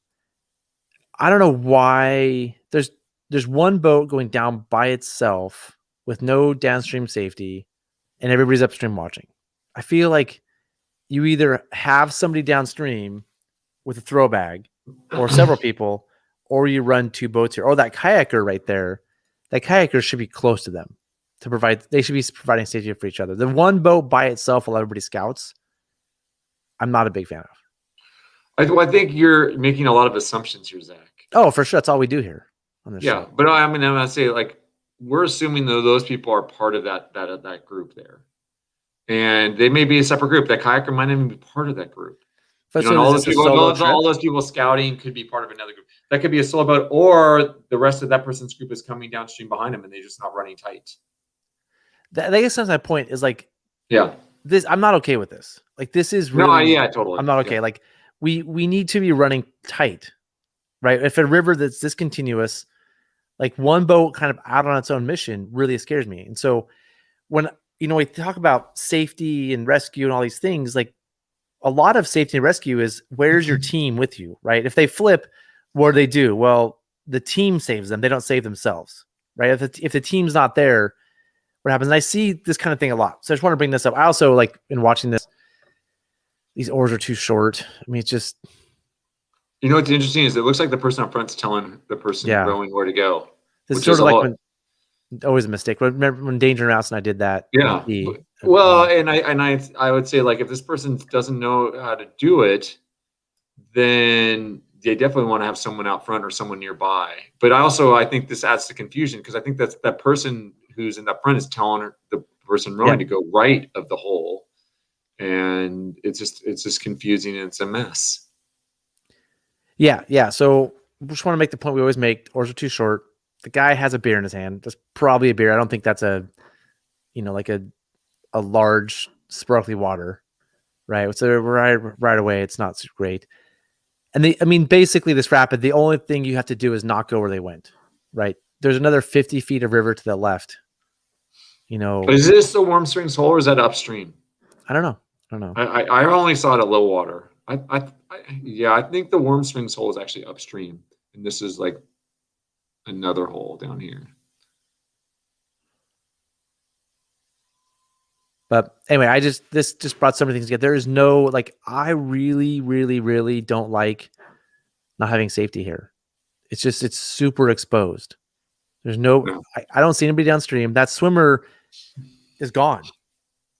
Right? The swimmer, Blue Puma, seeing the same thing I'm seeing, which is drinking has become a part of boating for a lot of people. And it's a culture I hope becomes. It's getting worse. It's worse than it used to be. Aaron, it's definitely worse than it used to be. What? I think so. I think you're becoming, what's it called? Okay. The crusty old person. What? The OCP, the old crusty person. Old crusty person. I think I can say we shouldn't be drinking and not be old and crusty.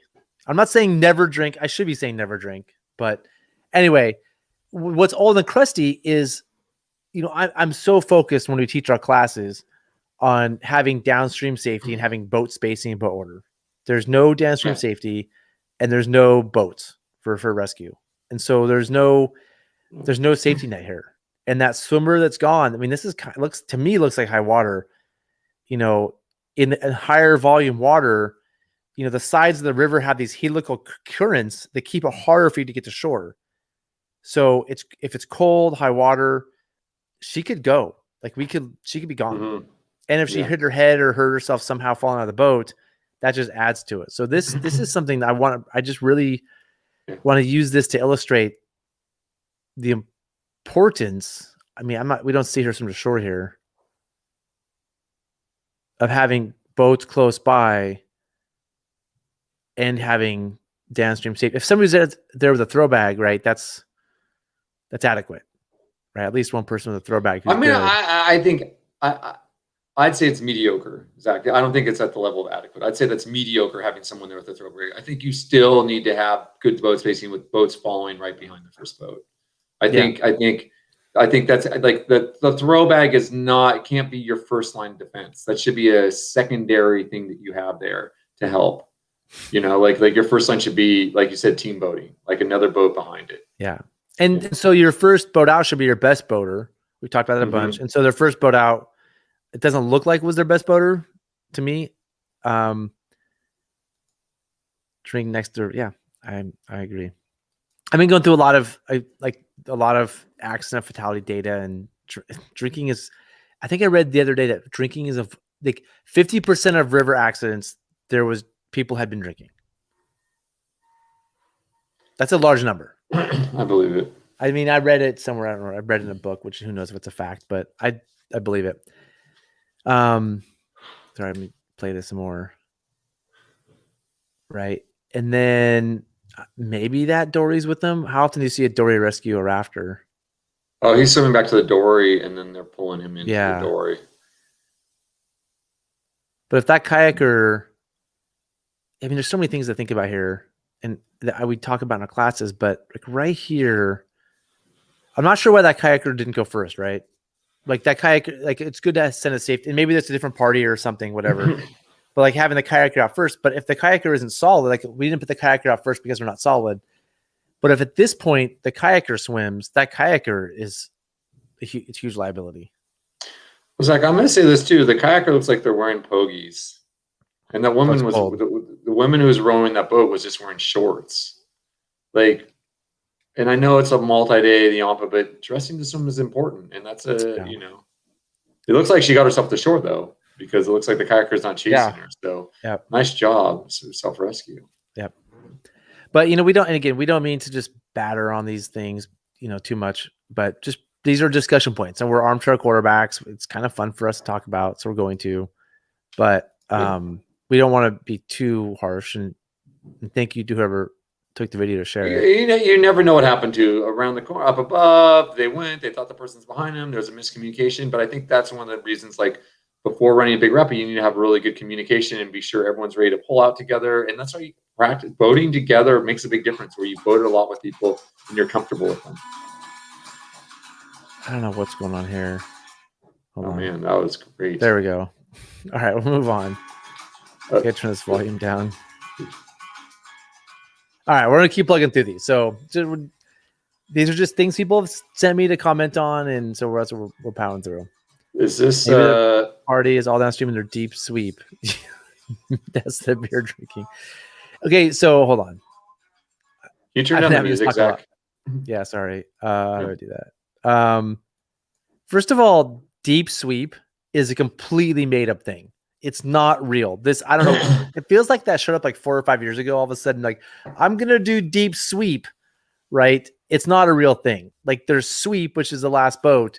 Deep sweep is made up by stoners or people that want to hang back and drink and not be seen.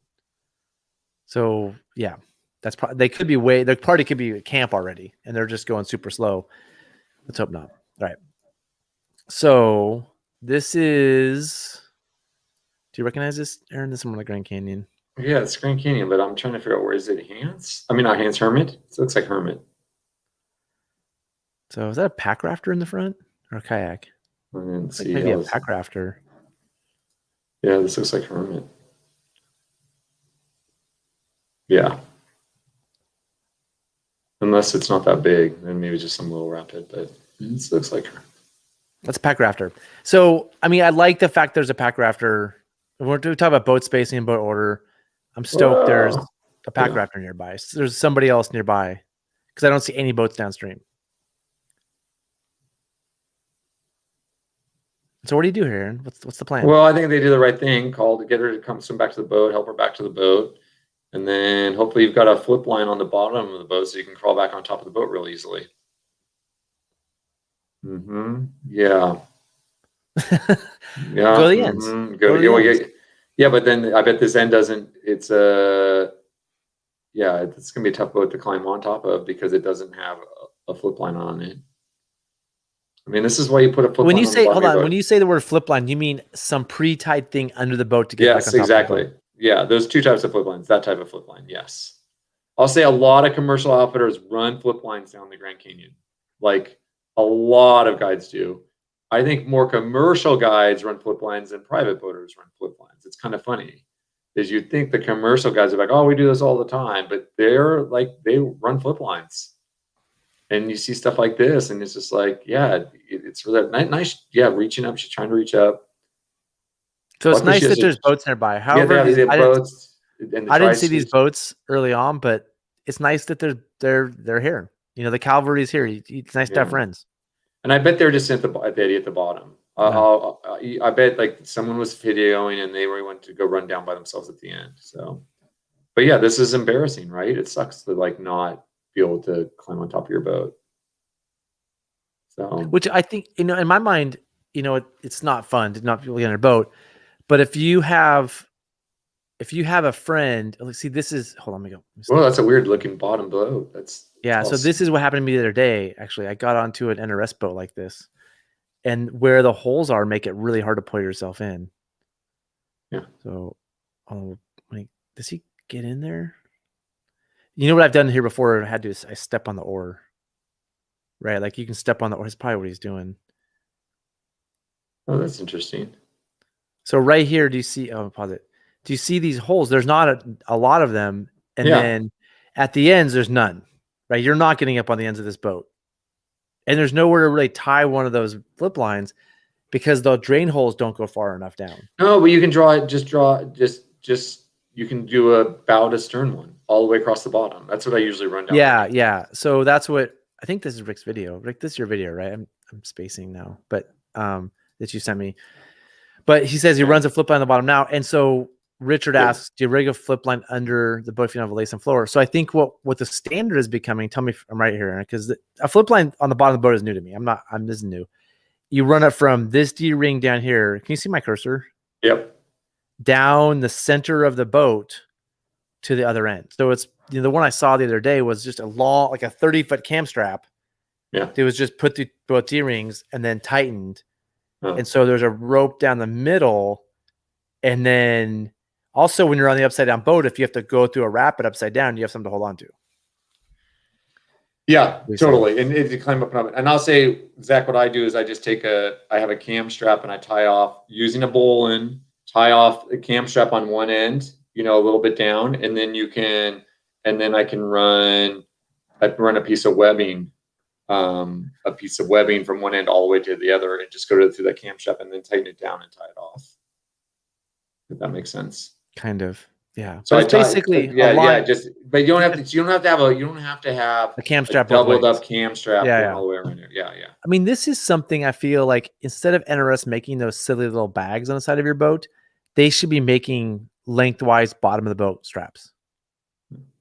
Those should be called flip lines, right? Those little bags of rope, whatever. But those that way you can get back on your boat and then you can deal. It's a good point. Yeah, and they pretty much have the stuff. All they have to do is they just use one of the, they have the ones that you just tie off one end. You just girth hitch it onto something, and then you have the connector, the male and the female, and they go across for rigging. What are they called? Coolers down and stuff like that. Yeah. There's ways to do it that are really cool. Yeah, really easy. Yeah. NRS should be sponsoring the show. Because we not only told them to sharpen their knives, but to a new product they can make. I like how we say that NRS needs to make this. Maybe another company could make it, but I guess there's not really any rafting companies out there. I mean, everybody's just going to NRS buying all their stuff. So if NRS made it, people buy the right thing. Lacing what do you think of a paddle in it? Lacing a paddle, a raft paddle? No, I don't think so, Richard. I think that it adds a lot of drag underneath the boat, and for how many days you're going. Yeah, the solution here is tight boat spacing and having people on a team that can flip that boat back over. That's a solution. Yeah, I'll say, I'm gonna say good luck. With one paddle, I don't think it's gonna be hard to get that. It's gonna be really awkward to try to paddle it off with that. If it's a huge 18-foot boat, it's gonna be really challenging to paddle it. Zach, we talked about the bow to stern one, and I also have seen ones that go across sideways that work well too. That's what we used to run down Chile. I like those. I think I like the bow to stern one because if the ones that go across, they could actually hit a rock. And the bow to stern ones are less likely to hit a rock. But also, I've been thinking about if you have to get everybody up on the boat and run a rapid upside down, having something everybody can grab. If in that case that happens, you're like, hey, I just got to get everybody on the boat, and before this next rapid, and we're just going to go for it. Well, if there's nothing to hold on to, everybody's going to fall off. Running a rapid upside down is remarkably hard, right? But if you have a rope down the center, there's at least a hope that people can stay on the boat. I feel like the bow to stern one creates a lot more drag. I think that's why we weren't using them down in Chile, because it's just so long and catches so much current versus just going under. You can get it real tight, and then you kind of go. I think we went through the lacing. I just noticed something though, Aaron. Let's move on. They threw a throw bag here from a boat to get her in. Which I'm going to claim. Go back. Whoa. Oh, wow. Yeah, is a bad idea. I just want to make that point that I already went back once to look at this because I noticed it. Instead of, and maybe, I don't know the full circumstances, but that pack rafter, I'd like to see paddle her to a boat instead of a rope out there to do that. I don't think that should be standard practice. But anyway, here we go. I'm going to say this though, Zach. Of a place to deploy a throw bag, though, it's a pretty benign spot. Yeah, like you're not, you know what I mean? It's like there's places where you're like, there's the places like never throw a throwback from that spot, or man, that's nasty, and that's like, eh. I mean, I hope they didn't deploy the whole bag. I hope they just pulled out a coil and just threw her a little coil, maybe to pull her over the boat. Then I'd be like, yeah, whatever. Here's the thing if you just take out a coil and throw her coil, and then pull her over. Once it becomes habit, I think that's what they did. See, he's holding coils in his hand. Oh, so it's the end of the bag. So you don't want 70 feet of rope. So what you're saying is pull like 10 feet out and just throw a coil of 10 feet and don't let 75 feet of rope dangle. That's maybe a solution. I'm going to claim this isn't life or death here.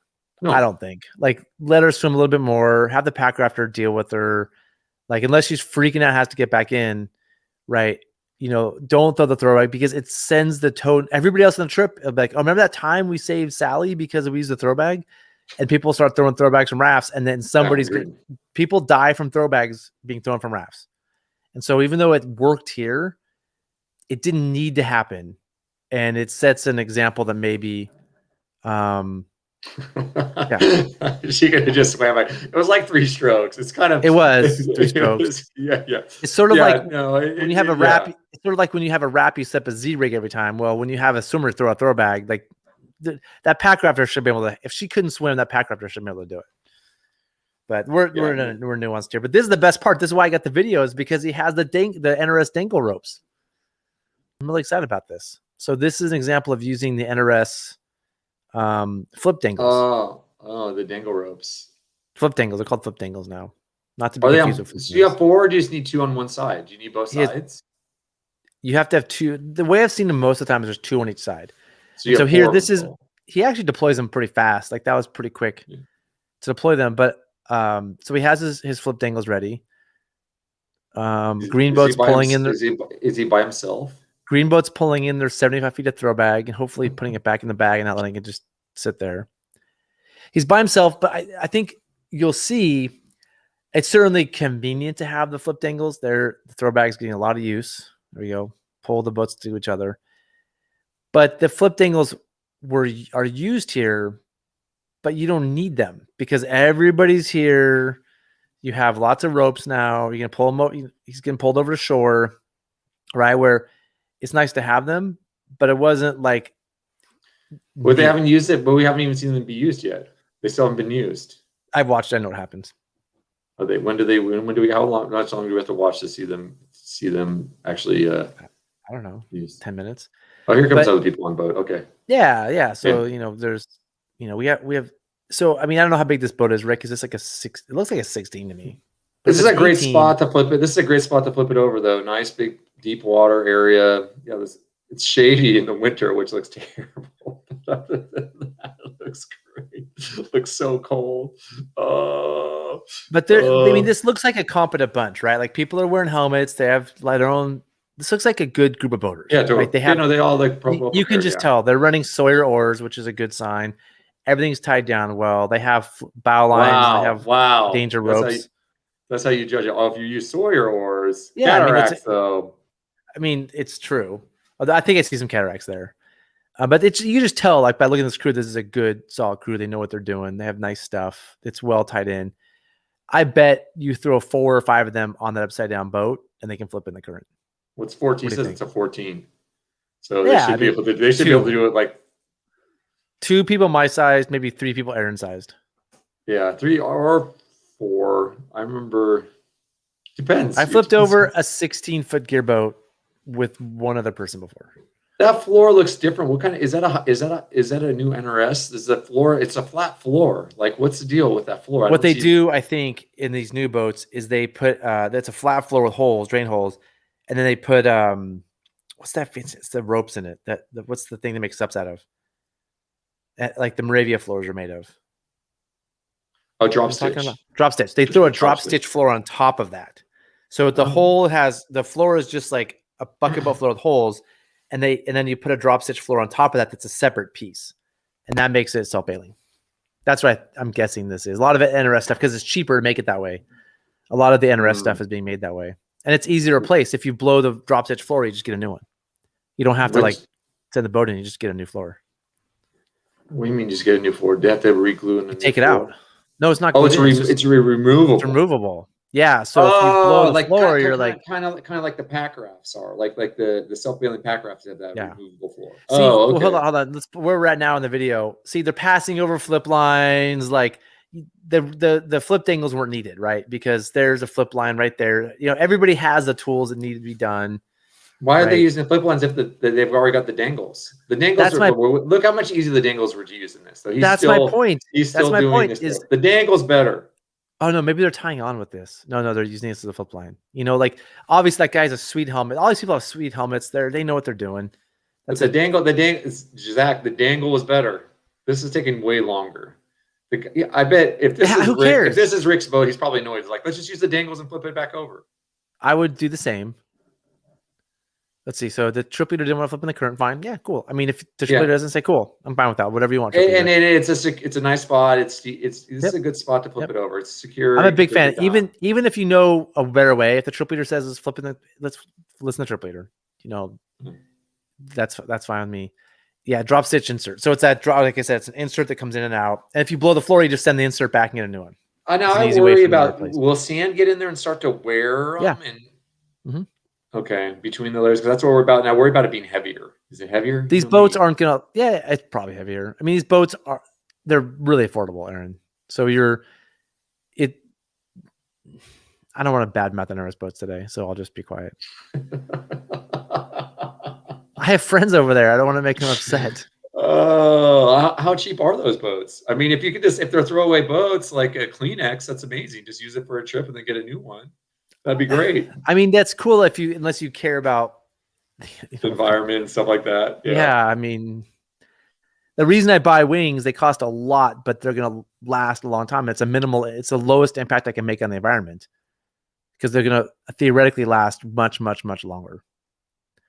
Exactly. If they're so much more expensive, that means in general that there's more resources that go into them. If it costs more, it has a bigger footprint. No, it's not true. That's made up. But see, so I mean, I guess my point about the here we go. Made somebody mad probably. Star high five. There's a lot of water on the floor. Yeah, I mean they take on water. It's a very. I mean, I'm not bad mouthing NRS, and Star is NRS, right? So he mentioned Star high five. It's NRS bot Star. What NRS does is really good. They make an affordable product, right? Yeah. Like if you don't want to buy a $5,000 boat, NRS makes a good boat that doesn't cost very much. But if you're not rich and you want to go rafting, that's great. Yeah, you know, some of us are just getting by, and like we don't all have all this money to buy all these cool new books and toys all the time. Aaron, the Amazon commissions I get from this book is going to buy me a couple new boats, I think. So yeah, I mean, this is what he's saying. There's a ton of sand on the floor. That's the thing, is like these are super affordable boats, and so they're not state of the art. They're not SOTAR state of the art rafts. They're rafts, and they're affordable, and it's something that people can have if you don't own if you want a second boat, you have like a 12-foot you love, but you want a 14, like a 12, whatever you do. But NRS makes a really good affordable boat. Yeah. Sorry, we're on a total side right now. So there's the flip line. Are we using the flip dangle? Looks like a real flip line. We're waiting for these people with their carabiners. I think the dangle, I'm starting to get won over by the dangle because these other things are taking forever. It's not forever. The dangle, I mean, the dangles were deployed like 20 minutes ago. Like, I really wish we could. Oh boy. Yeah, someone's always got to fall in before you flip the boat back over. I feel like this looks fun. I miss boating multi-day trips like this. I don't know. I mean, Aaron, I'm becoming more fan of the dangle. Also, we're only on minute 10 since this whole thing started. We're fine on time, And the dangle got put out there way sooner. The dangle was done. No, I get that. But if Rick, if you had, do you now carry one in your PFD? A dangle, right? No, yeah, like a flip line, like like the thing. Well, like I'm going to say this.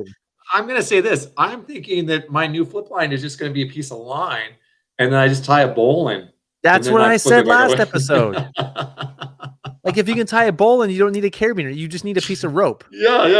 I'm down, Zach. I'm down. You've convinced me of it now. I mean, Aaron, it's cold. And yeah, go ahead. Oh boy, Zach's leaving us again. How's it going here with the flipping of the boat? Aaron, sorry, I had to go away. I'm going to pause this for a second. Oh, can you see this? This is. But so you're small. You're small. You're small. Let me pause this. This is. I'm a fan of this now. I've been using my dog leash lately. Hold on. The 3/4 inch or 1/2 inch. Yeah, this is 1/2 inch tubular webbing. Yeah, right. That's what we used to use to rig our boats with, right? Yeah, exactly. So this is my. I use this for a long dog leash. It fits in my pocket, like this small. I don't have to have a big leash with a bunch of attachments, and I just tie a slip bowline. You could put this in your PFD.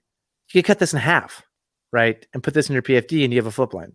But you gotta know how to tie a bowline, right? That's where you could have a loop on the end and just like loop it through itself and then pull it. You know what I mean? Oh, like pre-tie a figure and a bite, and then just exactly. You don't need a flip line. You need a piece of rope or webbing, a small piece of rope. It doesn't have to be rated. It can be like. But then if you want to use it, if someone throws you a throw bag and you want to, that's the difference. Because you don't really want the rope on rope, because it can burn holes and stuff like that. You want the carabiner between the two ropes. The friction, so Aaron, rope up and here's the thing. Here's the thing. If you have this in your life jacket, your PFD, right? This acts the same as those flip lines do, and this costs like $2, so you're saving $78, right? But it doesn't. It's not going to act as an anchor on a rock on shore. It's not going to act as a. It's not that strong. It's strong. I mean, it is webbing. It is 1/2 inch webbing. But let's just say you get a piece of rope. You go to the hardware store to get like a 10 feet piece of rope, like cotton rope. It's going to work fine to flip a boat. It's not going to break, right? But the beauty of like a technical flip line, like the webbing or the fancy things I've been using, is you now have what can be like a raft anchor for a 2-point anchor. You can have a tree anchor on shore, put it around a rock. You have a lot of other things you can use it for. So I think this is better than those flip lines, those flip dangle bags. But if you just spend a little bit more money and get something better, it has a lot more value. Yeah. I mean, you know how much the 1/2 inch is weighted breaking strike at 2,000 pounds, Zach. 2,000 pounds. So it might work as a 2,000 pounds. That's crazy. That's what my dog pulls hard. My dog pulls hard, so I like it. 2,000 pounds. I like the 3/4 inch. I think it's a little bit stronger, a little bit thicker. 3/4 inch is my favorite for my flip line. That's what I always ran. This 1/2 inch packs up so small. So here we go. They're using the flip dangles. Oh yeah, so 2 flip dangles and a flip line. So God, 3 people. What happened to that other? Wasn't there a red line on there at one point? What happened to the red line? I think they use that at the bow to hold the boat in place. That's what they did. Yeah. That's why it went on the bow. So somebody's holding it, so they have flip lines look really nice to hold on to, though. Like, look at that. They're a nice rope to hold on to. Like, look better than the webbing. They don't. You're making that up. You're just being. No, look, they do. It's nicer to hold on to rope than webbing. I'm into that. I really like this technique. They're taking their time. This is very safe. They're probably like I think that worked really well. Effective. Look, they used the flip dangles, save the day. It worked great. Look, his boat's tight. Look how well his boat's tight. That's a nice rig. That's a nice rig. Yeah, I mean, there's nothing handling off. I'm gonna say when you flip a raft, that's the most stressful part is when it flips it back over. You're like, oh, I hope everything's in place. I don't look like an idiot. And that looks good. I've been in that same spot both before. Hopefully, my boat isn't gonna be a mess. Yeah. When I rig my gear boats, I say to everybody, I'm rigging this boat so when it flips back up, people like, wow, Zach, you can rig a boat well. That's my goal is when I flip and it comes back up, like, wow, that was solid. Not that everything stays attached to the boat, but it looks really nice. Okay, more videos. All right, stop this one. We're almost done. Yeah, more videos for sure.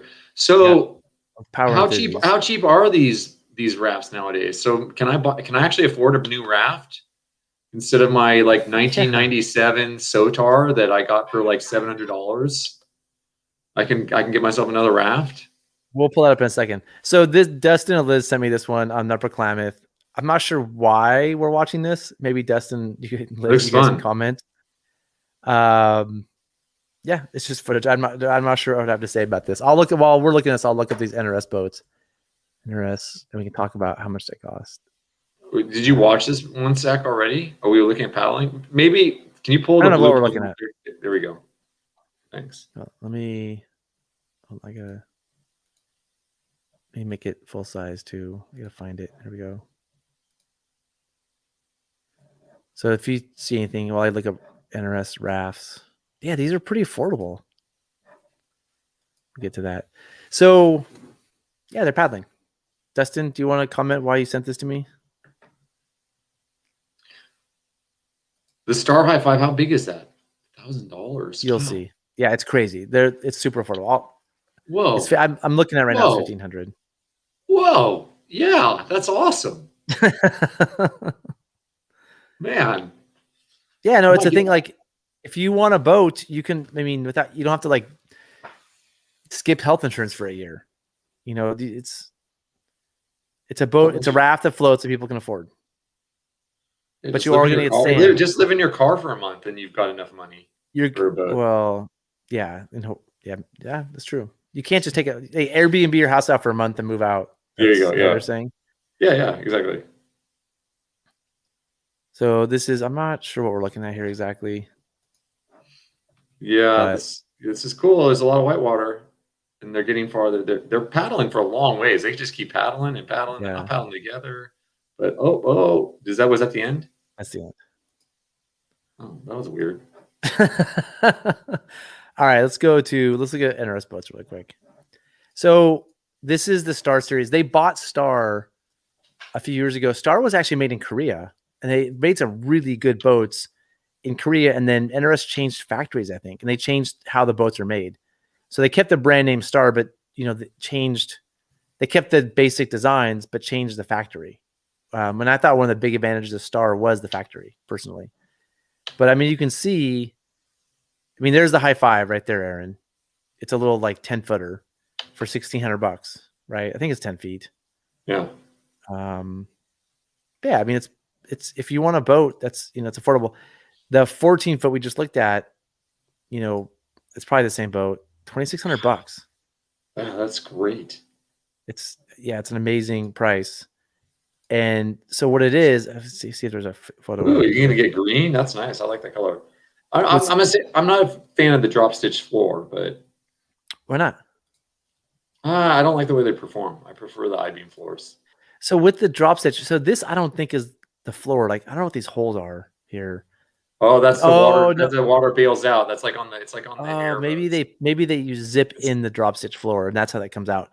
I mean, I've heard some people talk. We talked a lot about Moravias and their drop stitch floors, and the way to make them track better is let some air out. Don't run them super hard. Don't run the floor super hard. Like make them a little soggy, and they'll track better. Yeah, but then you lose the advantage of the drop stitch floor. Is like when I run a Moravia, is I can stand in and my feet don't get wet because it's like a firm. It doesn't.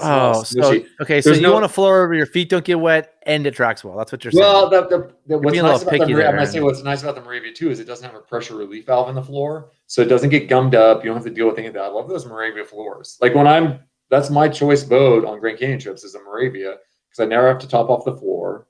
It doesn't track as well, which is a little bit of a bummer, but they're really comfortable for people. I think I've gone 2 weeks with never even topping the boat once. I just topped it at the beginning and didn't put air into it for the rest of the trip. I mean, that's a Moravia. They're bomber. Yeah. Yeah. I mean, I will give up tracking for it to have a Moravia just because I like standing on that. I like standing on the floor.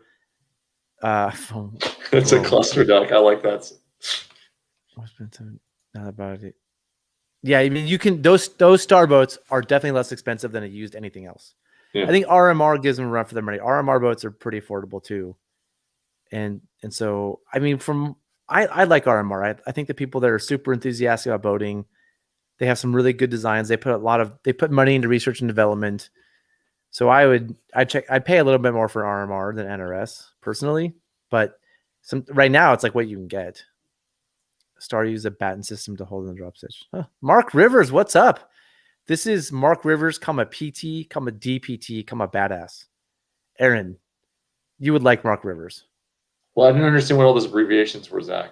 He's a physical therapist, and he's a badass. So when you're a physical therapist, you get a PT for physical therapist. And I forget what DPT stands for, something beyond physical therapy. And he's a badass, so he gets a badass. Is that a doctor of physical therapy?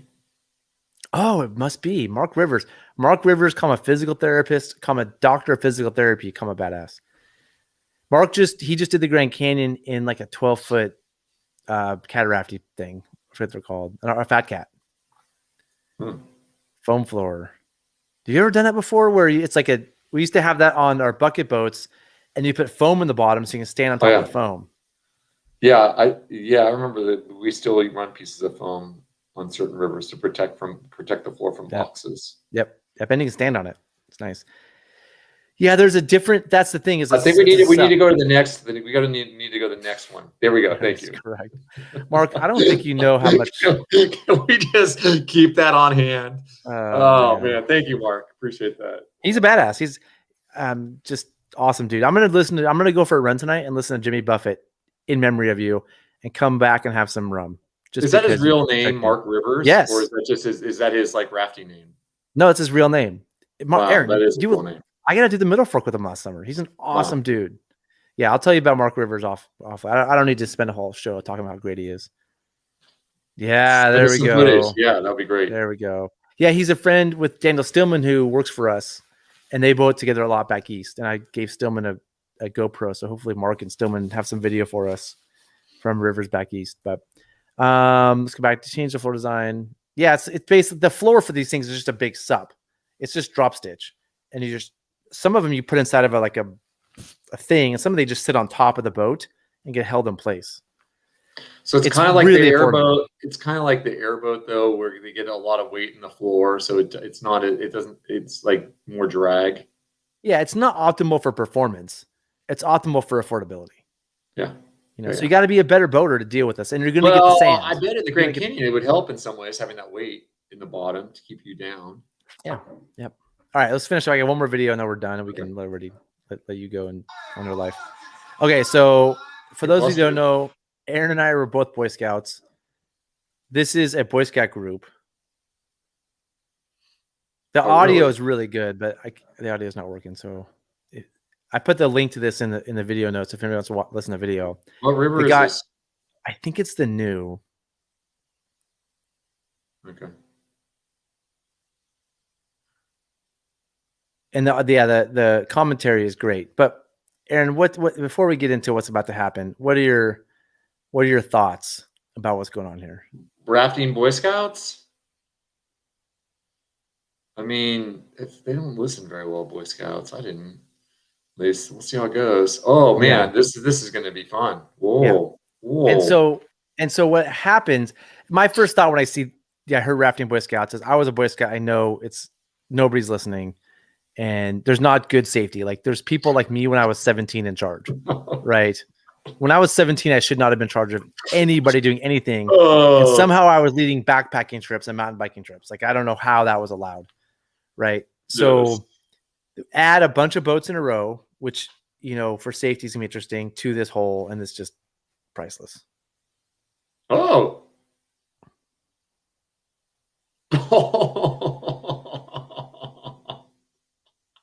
He falls in before the hole.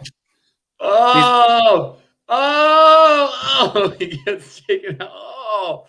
Speaking of RMR, these are all RMR duckies. This is totally a Boy Scout scene right here. Just this is what I loved about Boy Scouts right here. Just doing dumb stuff.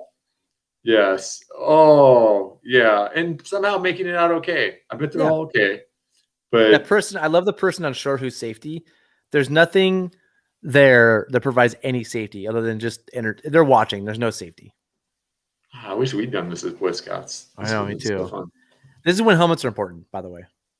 Because you're running into each other. Yeah. Yep. I think helmets are pretty key here. Man, how many of them are there? A lot. You saw the beginning. There were so many. Look at that. They don't stop. I love it. How are they doing safety at the bottom? I'm guessing there's a massive pool. My best guess is there's no rapids after this because it's kind of crazy. Oh, that was incredible. So, Aaron, I think I'm just going through all my little things I had ready. I think we went through everything. Let me just double check.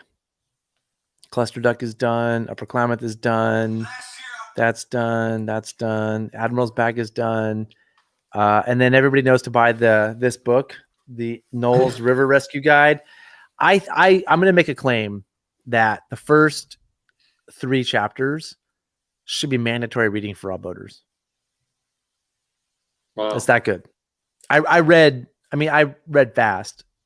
I read those chapters and was like, this is brilliant. I wish I could explain this to people as well as it's written here. It's that good. So I highly recommend, if you have an extra $22.95 US, want to support Knowles, that's who you're supporting. If you click the link we put in the show notes, you give us 20 cents because we get a commission. But even if you don't, like, I think the education that comes from this book, the first 3 chapters at least, is certainly worth it. There's just so many good points, and it's written from a point of view that's very modest is the right word. It's like, hey, here's some ideas, here's what we see, some things to think about. It's less about how to, tie up big complicated systems that are burly, and more about, let's think about our group dynamics a little bit, how people act, and listen to each other and provide leadership. I'm really into that book. Well, I really like Nate. I think he has a lot to offer. Again, like, he is a really cool guy, and he's put the time in. He's got it all over the place, and so yeah. I never met him, but everything I hear about him is excellent. Everybody's like, oh man, he offers the best classes. He's a great dude. Like, his reputation is amazing. Zach, are you sure you didn't meet him back because he was working for Marty down the Tuolumne when we were down there? I don't know. Maybe met him. And his brother Jay and Nate. Yeah, they were both working down there. I didn't get to know the Serum Night Guides that well, so maybe I met him but don't remember. But it is a great philosophy and just a lot of good things that I think we try to explain or talk about in terms of river safety, that he does it very eloquently. So I'd highly recommend, if anybody has if you have 22 extra bucks, buy the book instead of a pulley. Or your dangle lines. Yeah, ship your dangle lines back to NRS and do an exchange. I'd like to exchange these for the Knowles book, please. Yeah, $80, and people have $80 in dangle ropes, but they can't buy this amazing book. Sorry, this is and this great knife. I recommend this knife. All right. Wow, you're really selling today, Zach.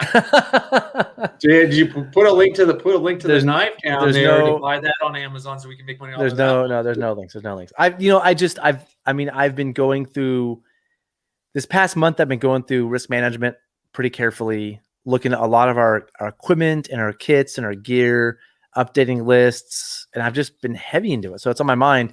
I mean, we talked about Tyvek tape last time. Yeah.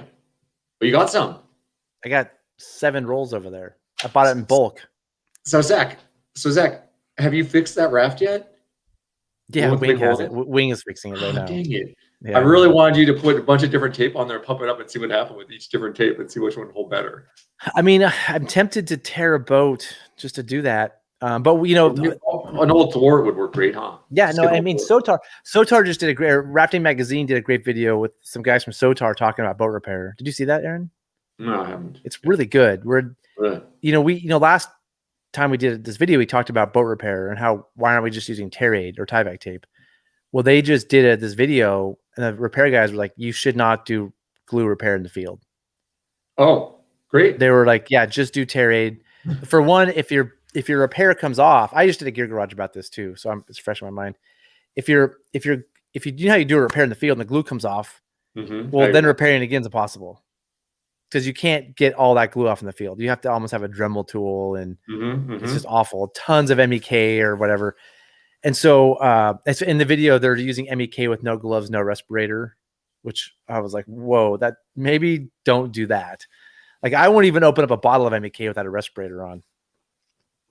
But anyway, I was around one the other day without a respirator and was quickly annoyed. But their point was use Terraid as an inside patch. And but that's where most of that's the best thing. And then the outside, you can use Terraid too. So what I've done is, you saw these I had last time, right? Oh, the other thing they said that was interesting was Type B for urethane, which I always thought it was Type A for urethane based on what the box says. But they are saying when they get boats back, Type B is much harder for them to get off than Type A. And somebody commented on my videos. That's good because you want your Terraid to stay on. So when they get it back from the field, pulling the type B is harder, which means it adheres better. And I talked to somebody who has a Moravia who said type A didn't hold, type B held great. And Moravia is urethane on the outside, PVC on the inside.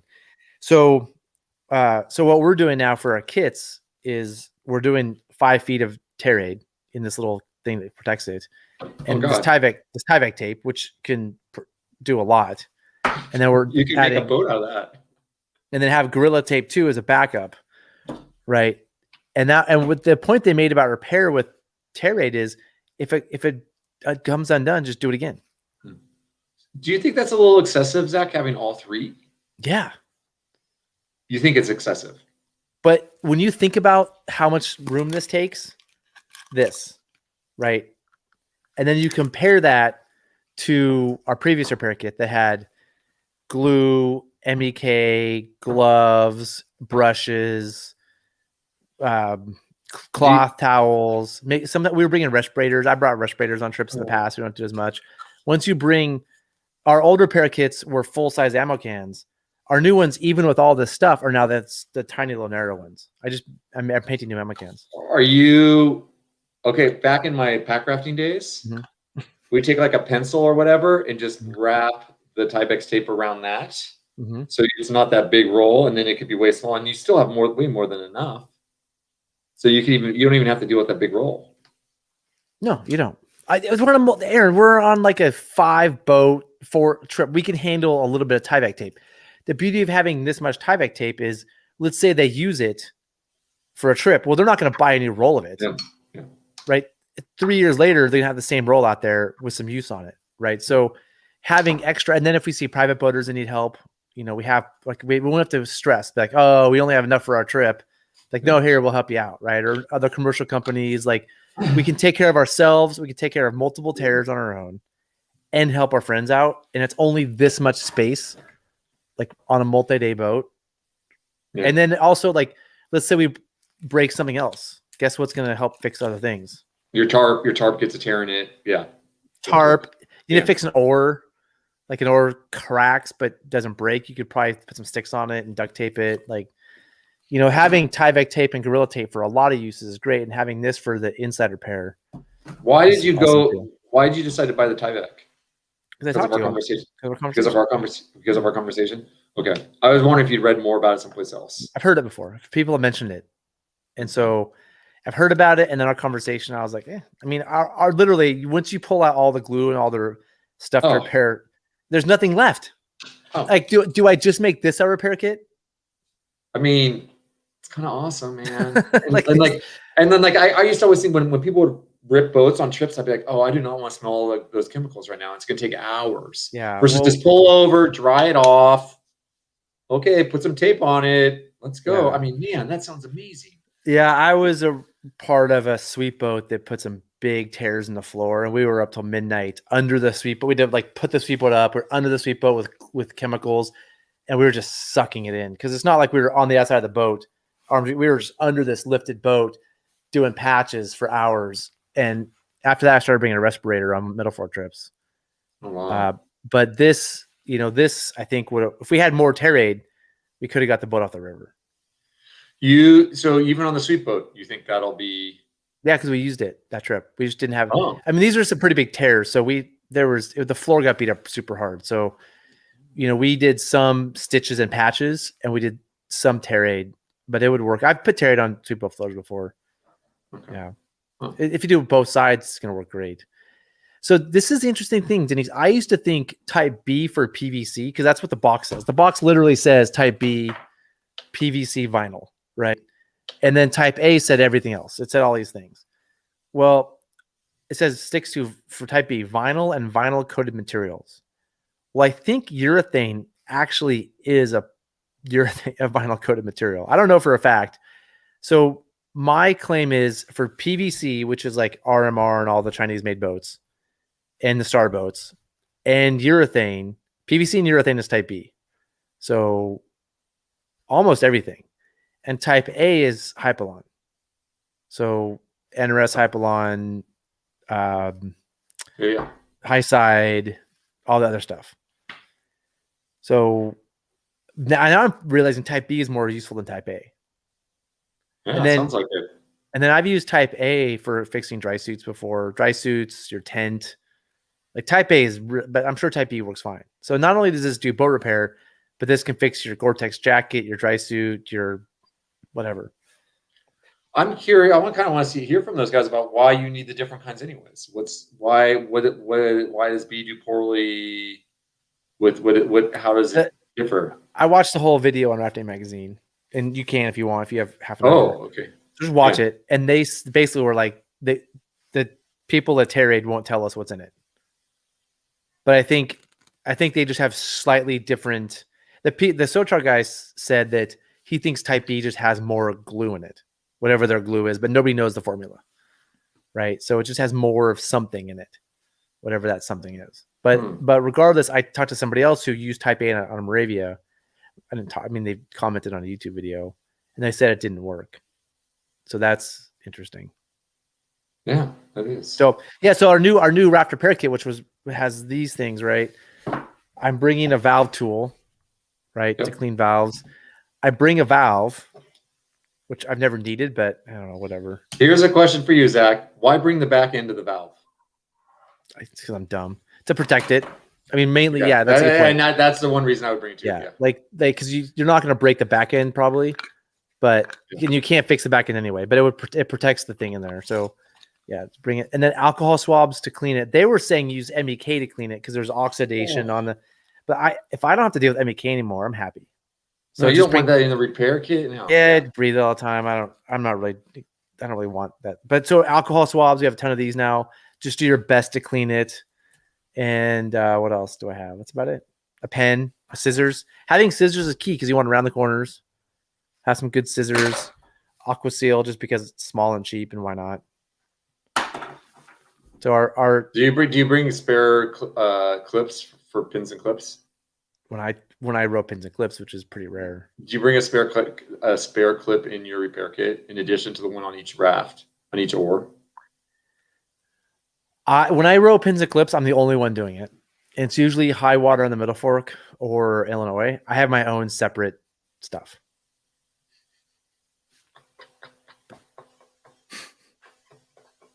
What?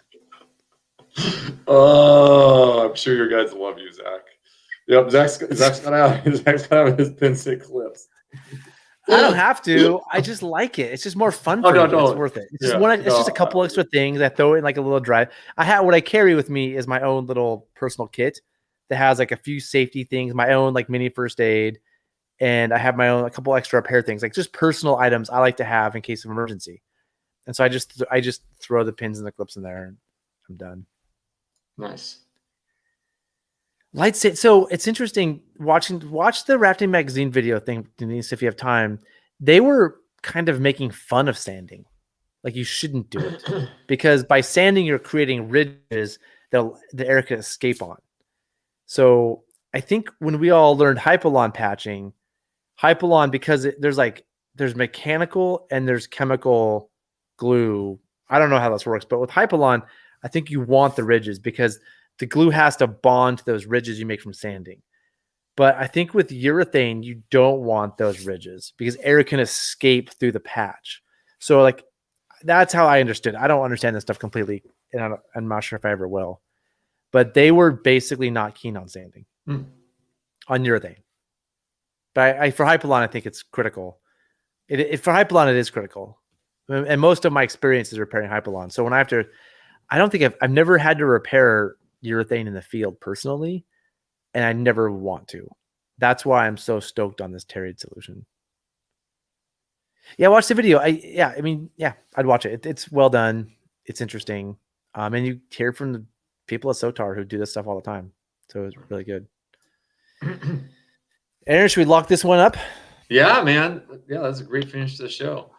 So that brings us to the end of our awesome rafting show. No. We're mediocre still. I mean, we did a good job today. I'm going to give us, on a scale of 1 to 10, I'm going to give us a 7.3.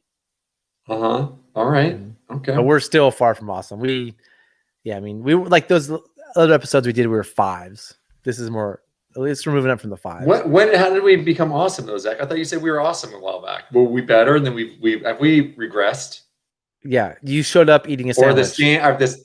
Or the standards was it all about my sandwich and showing up late? I can't believe you started an episode watching it eating a sandwich. I mean, and you showed up late. First of all, I wasn't eating a sandwich. Second of all, that came quicker than I expected. And we're people want to learn about rafting, and we're having stupid discussions like this. That we're wasting their time.